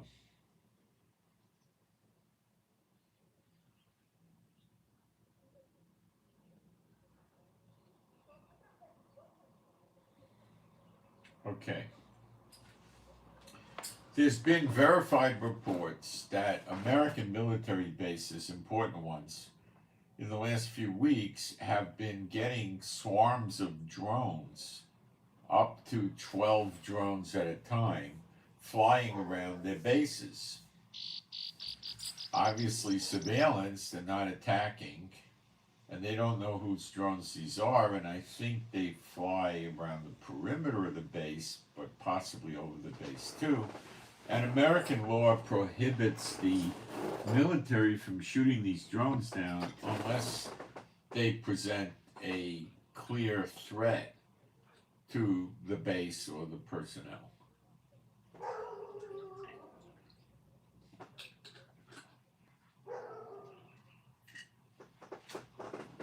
So somebody is doing surveillance on the American military bases, and I would say probably probe them and see what their response is. And I would say this is your sleeper agents. And the missing ingredient in everything I talked about so far is the sleeper agents. The key players in the sleeper agents, Hezbollah is pretty heavy in the United States with sleeper agents, by the way. That is Iran. So Iran, Russia, China, North Korea are the key players in this, what they call the axis of evil. I think they're all evil, and they may start deploying the sleeper agents to attack at election day. I don't know why they would use that day, but it's possible. They could make a day of gloom. They could attack Israel. They could attack American people, bases, everything on election day. It'd be very confusing for America. Could happen. But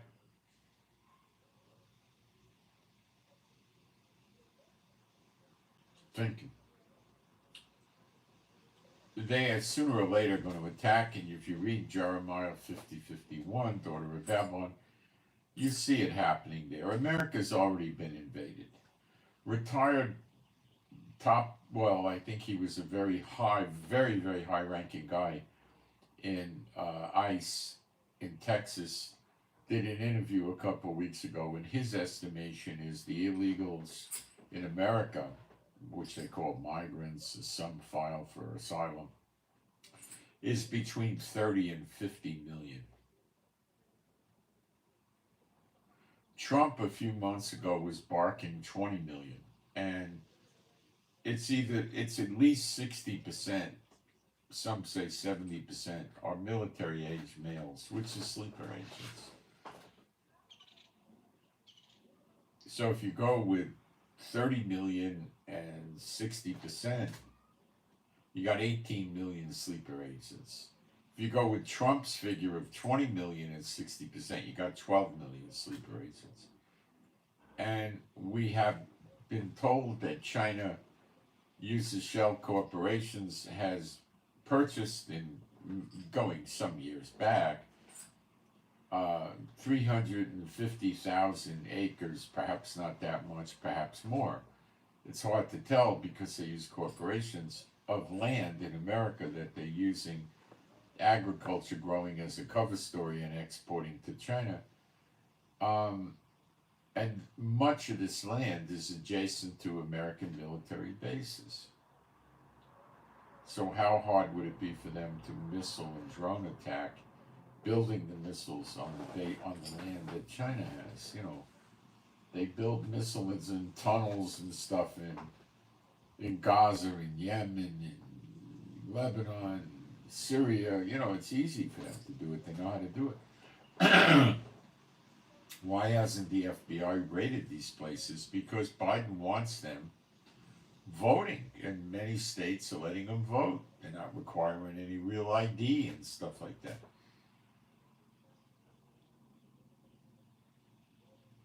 That's a real problem America has that Biden refuses to address. The borders have never been closed. Abbott of Texas has never risen up against Biden. Neither has the guy in Florida or anywhere else. They talk, but they do no action.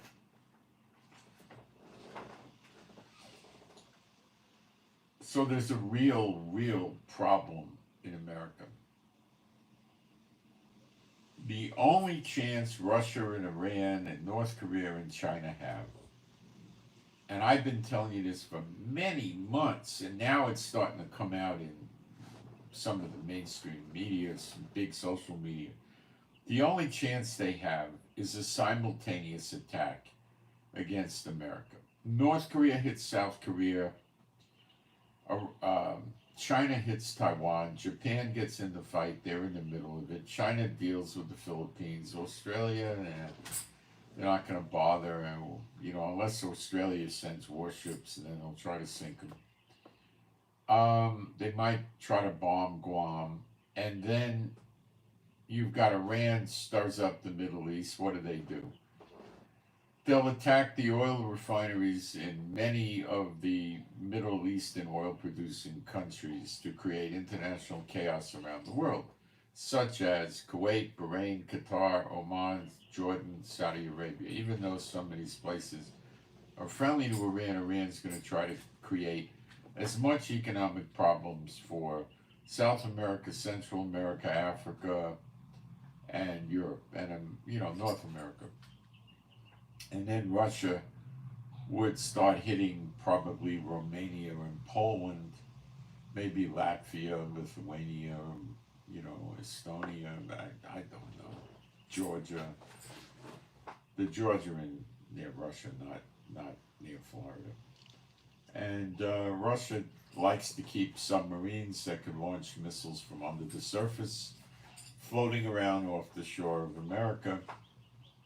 And it's just general chaos. And I do not believe America stands a chance of being able to come out of this, forgetting the sleeper agents, if they got to deal with North Korea, China, Iran, Russia at the same time. And you have to sprinkle in Belarus, Kaliningrad, which is really Russia, Cuba and Venezuela. Whatever they can do, they'll try to help. Plus some of the stand countries near Russia. And this is a massive war. And if you add in the sleeper agents in America hitting American bases, command and control center, parts for planes and boats and cars and trucks and tanks, ammo, missiles, things like this, the Pentagon, the White House, the Capitol,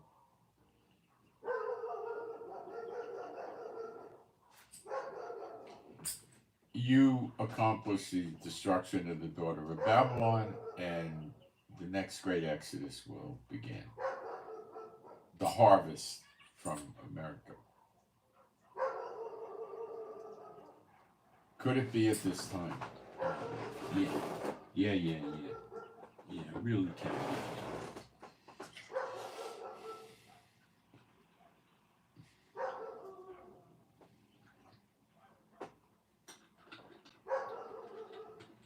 I'd say there's at least a 50% chance that Russia would send warships to the Middle East. Russia might actually threaten Israel and America directly in the Middle East, flying aircraft into Iran, which is stupid, but he might do it, and bringing a lot of Navy vessels into the Persian Gulf to try to save Iran. I mean, he could send 14 or 15 Navy vessels. This could lead to engagements between American Navy and Russian Navy very easily. And Putin's had it with America. He's trying to destroy America economically through BRICS, and he's trying to avoid doing it through war. That's why he hasn't attacked NATO. But if he realizes that America, and I think he realizes it, is trying to pick this axis of evil off one by one.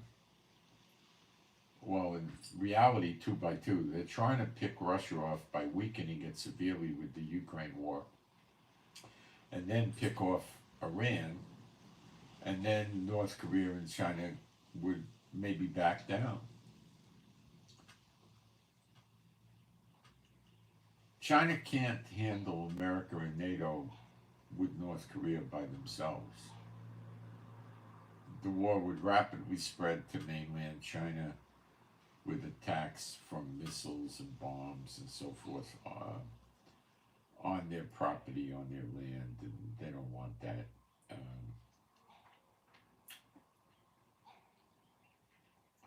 So that could end the whole conflict in the eyes of America. It's not going to play that way, but America could easily be thinking it will.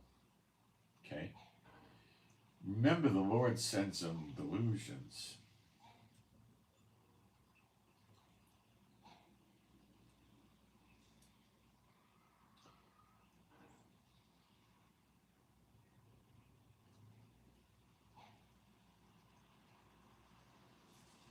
Many of these are mercenaries. Yes, they are. Let me check my notes here and see if I'm covering everything here.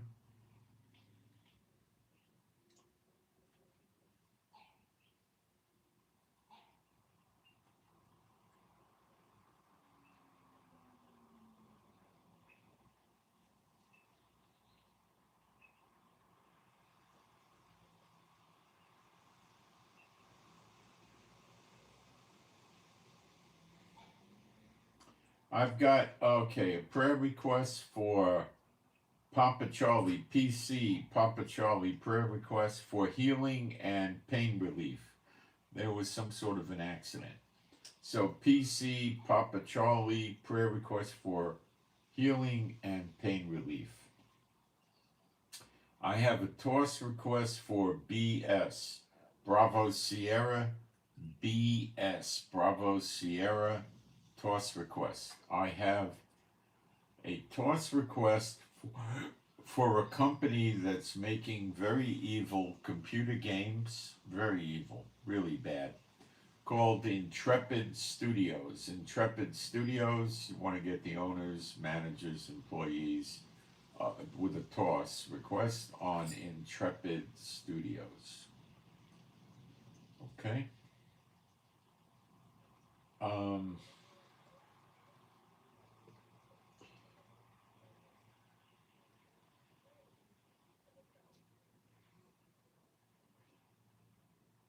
Putin might like the idea of NATO coming to help in the Middle East, using Iran. See, in this axis of evil, the two most important powers are China and Russia, because they've got the big, sophisticated militaries, and they manufacture many things like weapons, aircraft, boats, all kinds of things, commercial goods, for civilians, and they're the key players. And the next tier down is North Korea and Iran. So Putin may consider Iran cannon fodder, and if he could draw, well,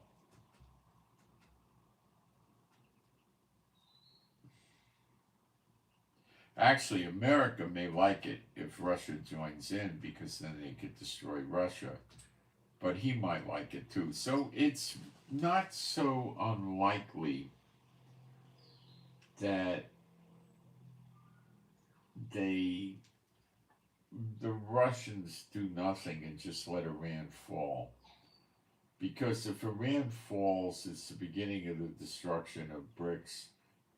People are going to get scared of America again, and it's not going to help BRICS one bit.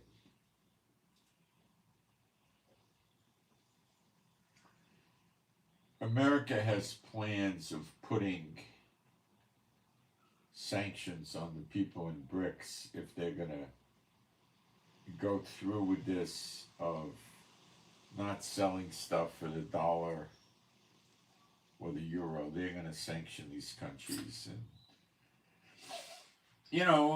it's Russia's the one that set up the digital blockchain currency, and Russia's where the headquarters of this BRICS thing with the payments is going to be. So if Russia goes, the whole BRICS concept is going to fall into disarray, or be crippled or severely impeded and so forth.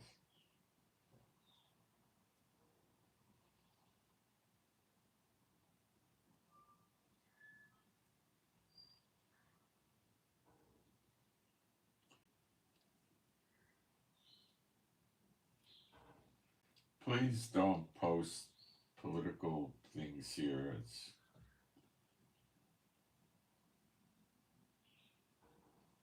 I don't block, I just take the posts down.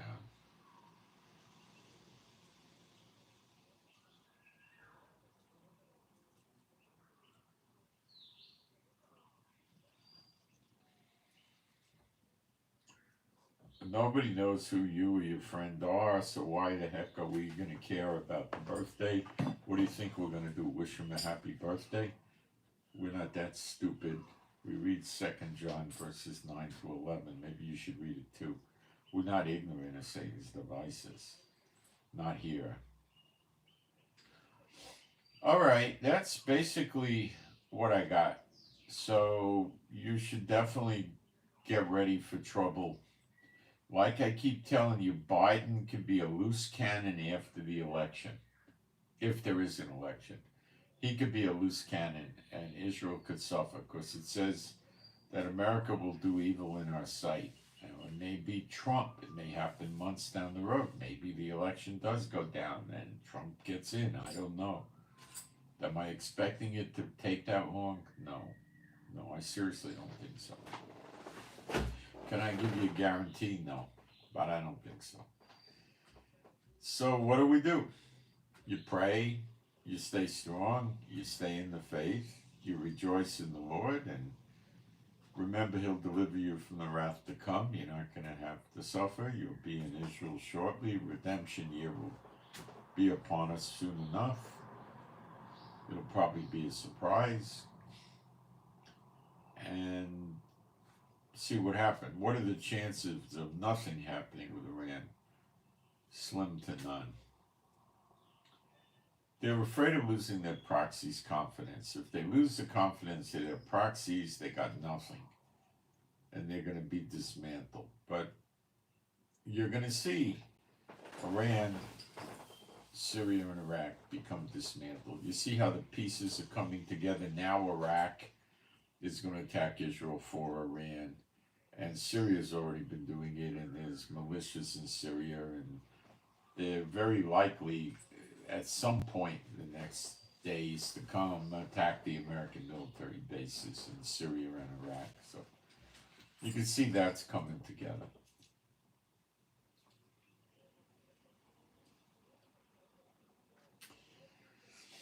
That's basically what I got. And remember that America's, going back to October 7th, I believe this whole thing was designed to pull Iran into a war. And on the way to try to compel Israel to do a two-state solution and give the West Bank back, which failed miserably, but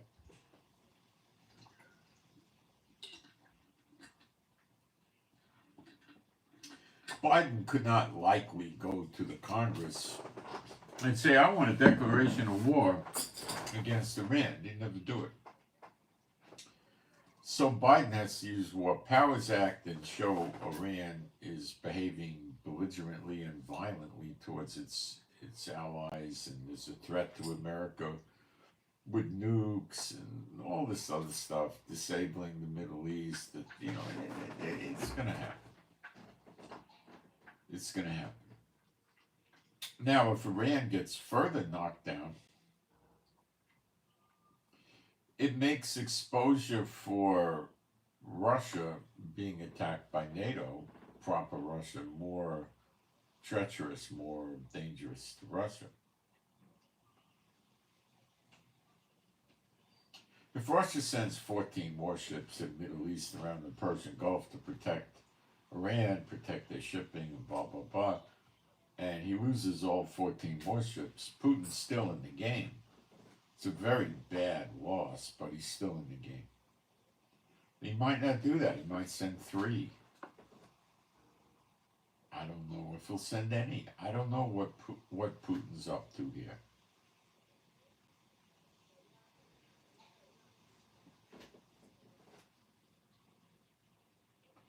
He does threaten America a lot, which he doesn't pull through on. He threatens NATO a lot, which he doesn't pull through on. But he does have a strong habit of backing his allies when he gives his word. So he's saying he'll get into the fight with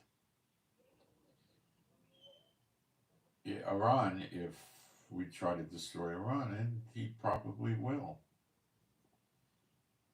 Maybe he won't get in if it's just Israel.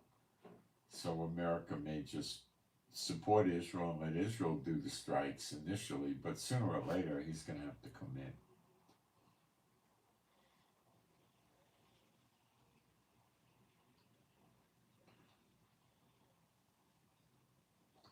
So be strong and don't get fearful and don't panic and don't think the Lord gave up on you. It's going to be rather catastrophe, the big catastrophes around the world.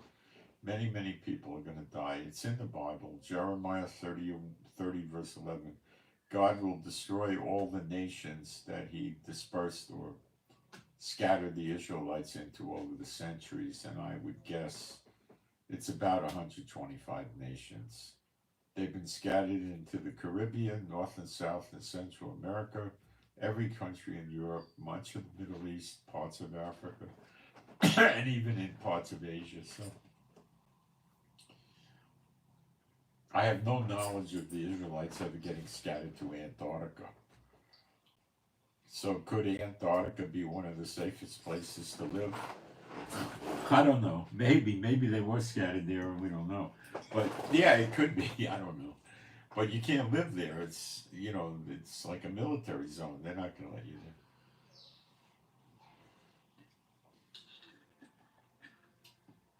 It's off the table. That's not an option.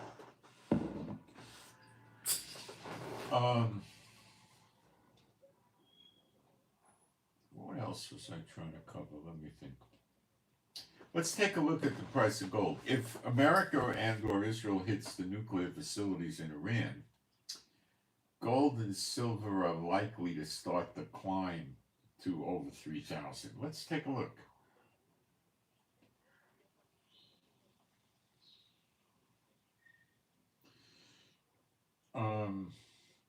Did I get the right page? Let's see. Gold is now 27.35, so it's holding steadily for some time over 27. Silver dipped from 33 to 32.42. That's not great, but it's not that significant.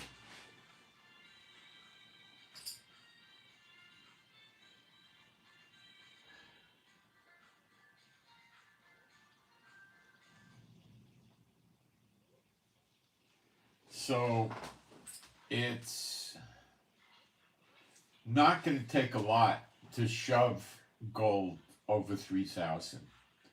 And there's a lot of people that are waiting for a surge in the gold prices. And they're going to put buy orders in at 3,010, 3,050, 3,030, whatever. So when they see gold going over 3,000, they're going to buy, because they realize that it's the beginning of a trend, and gold could go to $7,000 or $8,000 easily or more.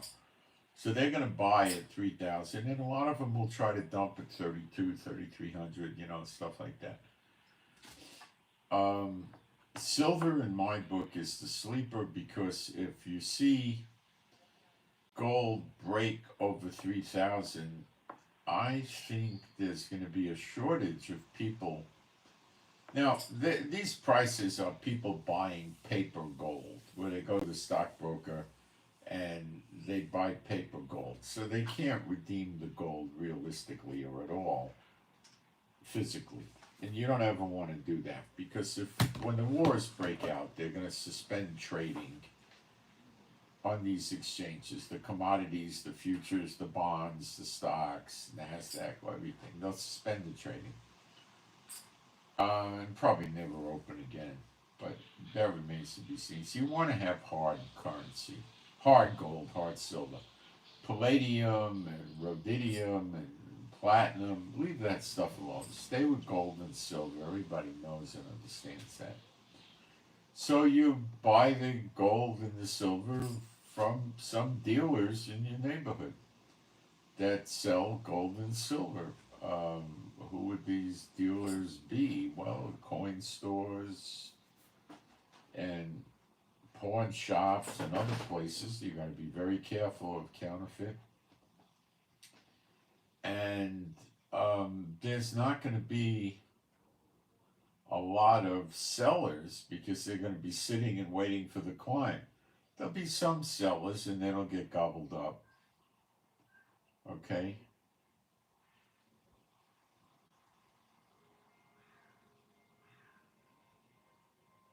So prices will continue to go up, because they don't run out of gold and silver when they do the trading with the stock markets with paper gold and silver. But when you go to buy the gold and silver, let's say it's selling for $3,100 on the exchange, you might have to pay $3,200 or $3,300 even to get any gold out of the sellers that have the physical gold. They may just not let it go. They want to put 100 an ounce in their pocket, or 150, and they don't have that many ounces to sell. And then when you go to sell it, they would probably likely give you $40, $50, $60, $70 over spot. So you'll get a higher price for your gold. Remember that, it'll be selling over spot. But if the wars go, let's say Iran nukes get hit and Russia comes into the fight, North Korea attacks South Korea, I mean, you're looking at $5,000, $10,000 on gold. They're going to go crazy. People are going to go nuts. Stocks are going to crash.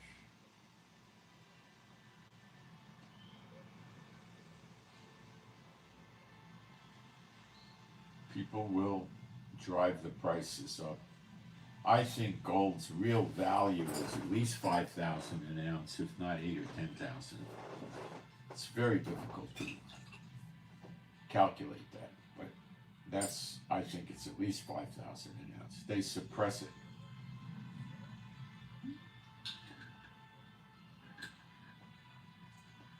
because it keeps people using the currencies. But when the eggs start hitting the fan, suppressing the gold and silver is not going to work. It's just not going to work. And if the exchanges close that sell the commodities, gold and silver commodities, and the futures for that, well, what happens?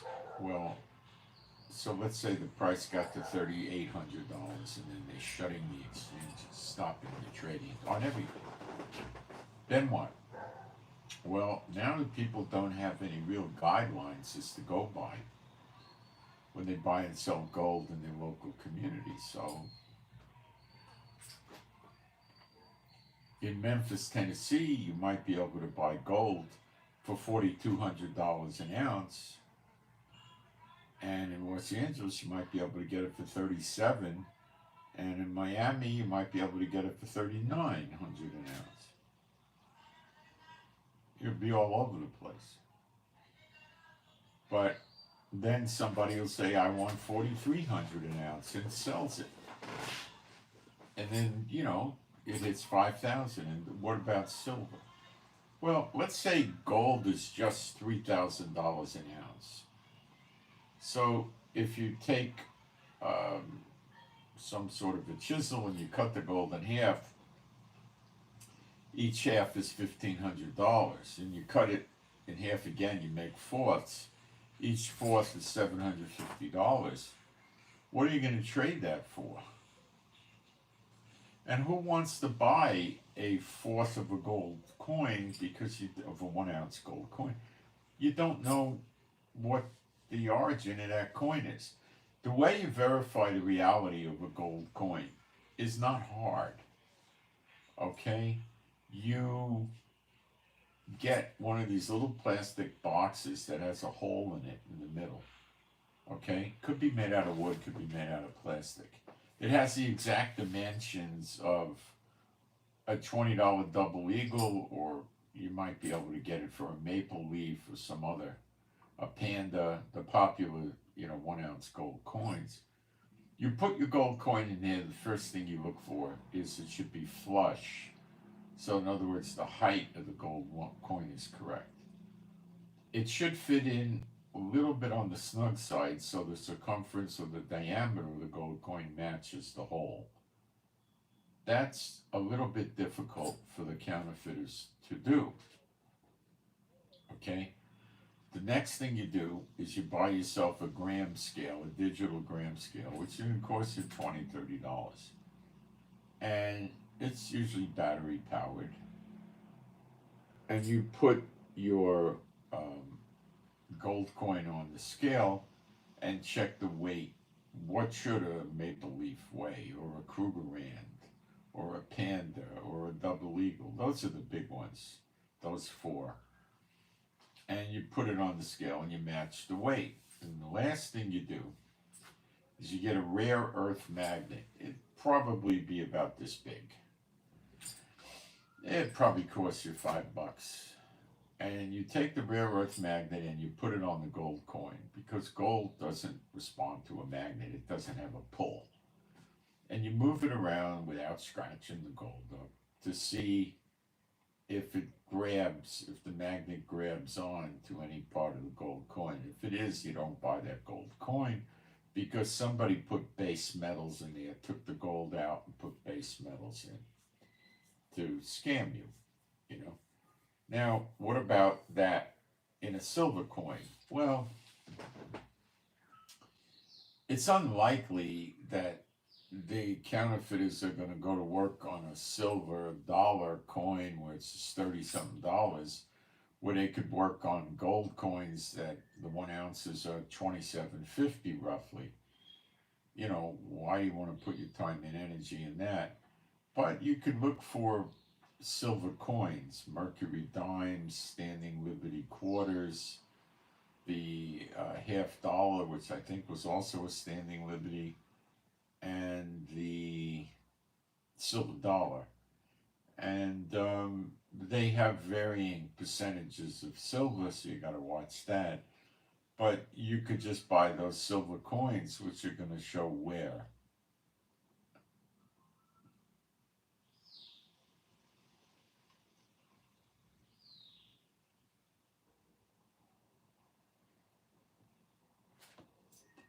So you got to be careful. Don't buy any numismatic silver and gold coins where the value is because it has a certain year or mint mark. It was the Denver Mint, San Francisco Mint. Forget all that stuff. This is going to fall away. Worthless. Don't bother with that. Don't bother with stamps. It's junk. Okay, so there'll be bartering, when America, the sleeper agents unload, it's going to be fast, but you're not going to have a great deal of time to have to worry about it, okay? But you might be able to make a good killing on gold and silver, maybe. Or if not, you just put your gold and silver in your pocket, and when you leave America, you take it with you. I mean, it doesn't get lost. The paper money would be, basically, you'd be using it to light fires, So, Iran could create gasoline crises by hitting the oil refineries in the Middle East, jacking prices. They say they could go north of $350 a gallon.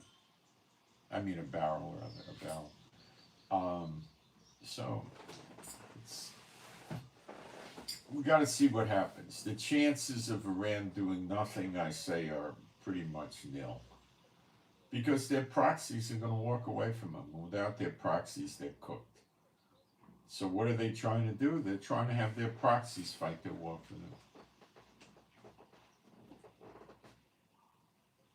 It ain't working.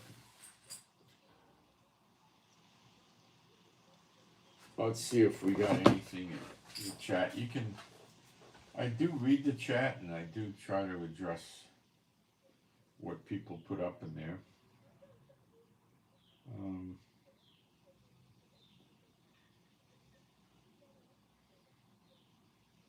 Okay, that's what I got for today. My name is Moshe. Please pray for me and my wife Rivka. She's still getting better. And pray for our animals and pets that are all rescues, that they be happy, healthy, and whole. Pray for better videos. Pray I get more insights. Pray for the peace of Jerusalem.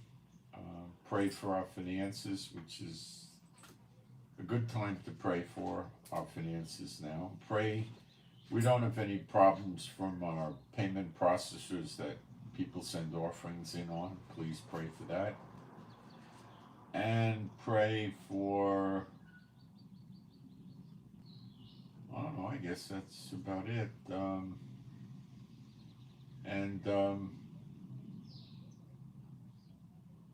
I put a video up on Telegram yesterday to try to implement people into understanding what rich really is in America.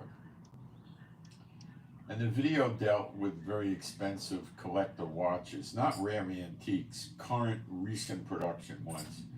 And there's a number of watches that sell for over $1 million that are commonly sold. And a lot of watches that sell, lots and lots that sell over $250,000. And I did this so people would understand what the elite, the rich, are really like. And there's thousands and thousands of them. What they pay for a wristwatch, that amount of money you would retire on with your whole family.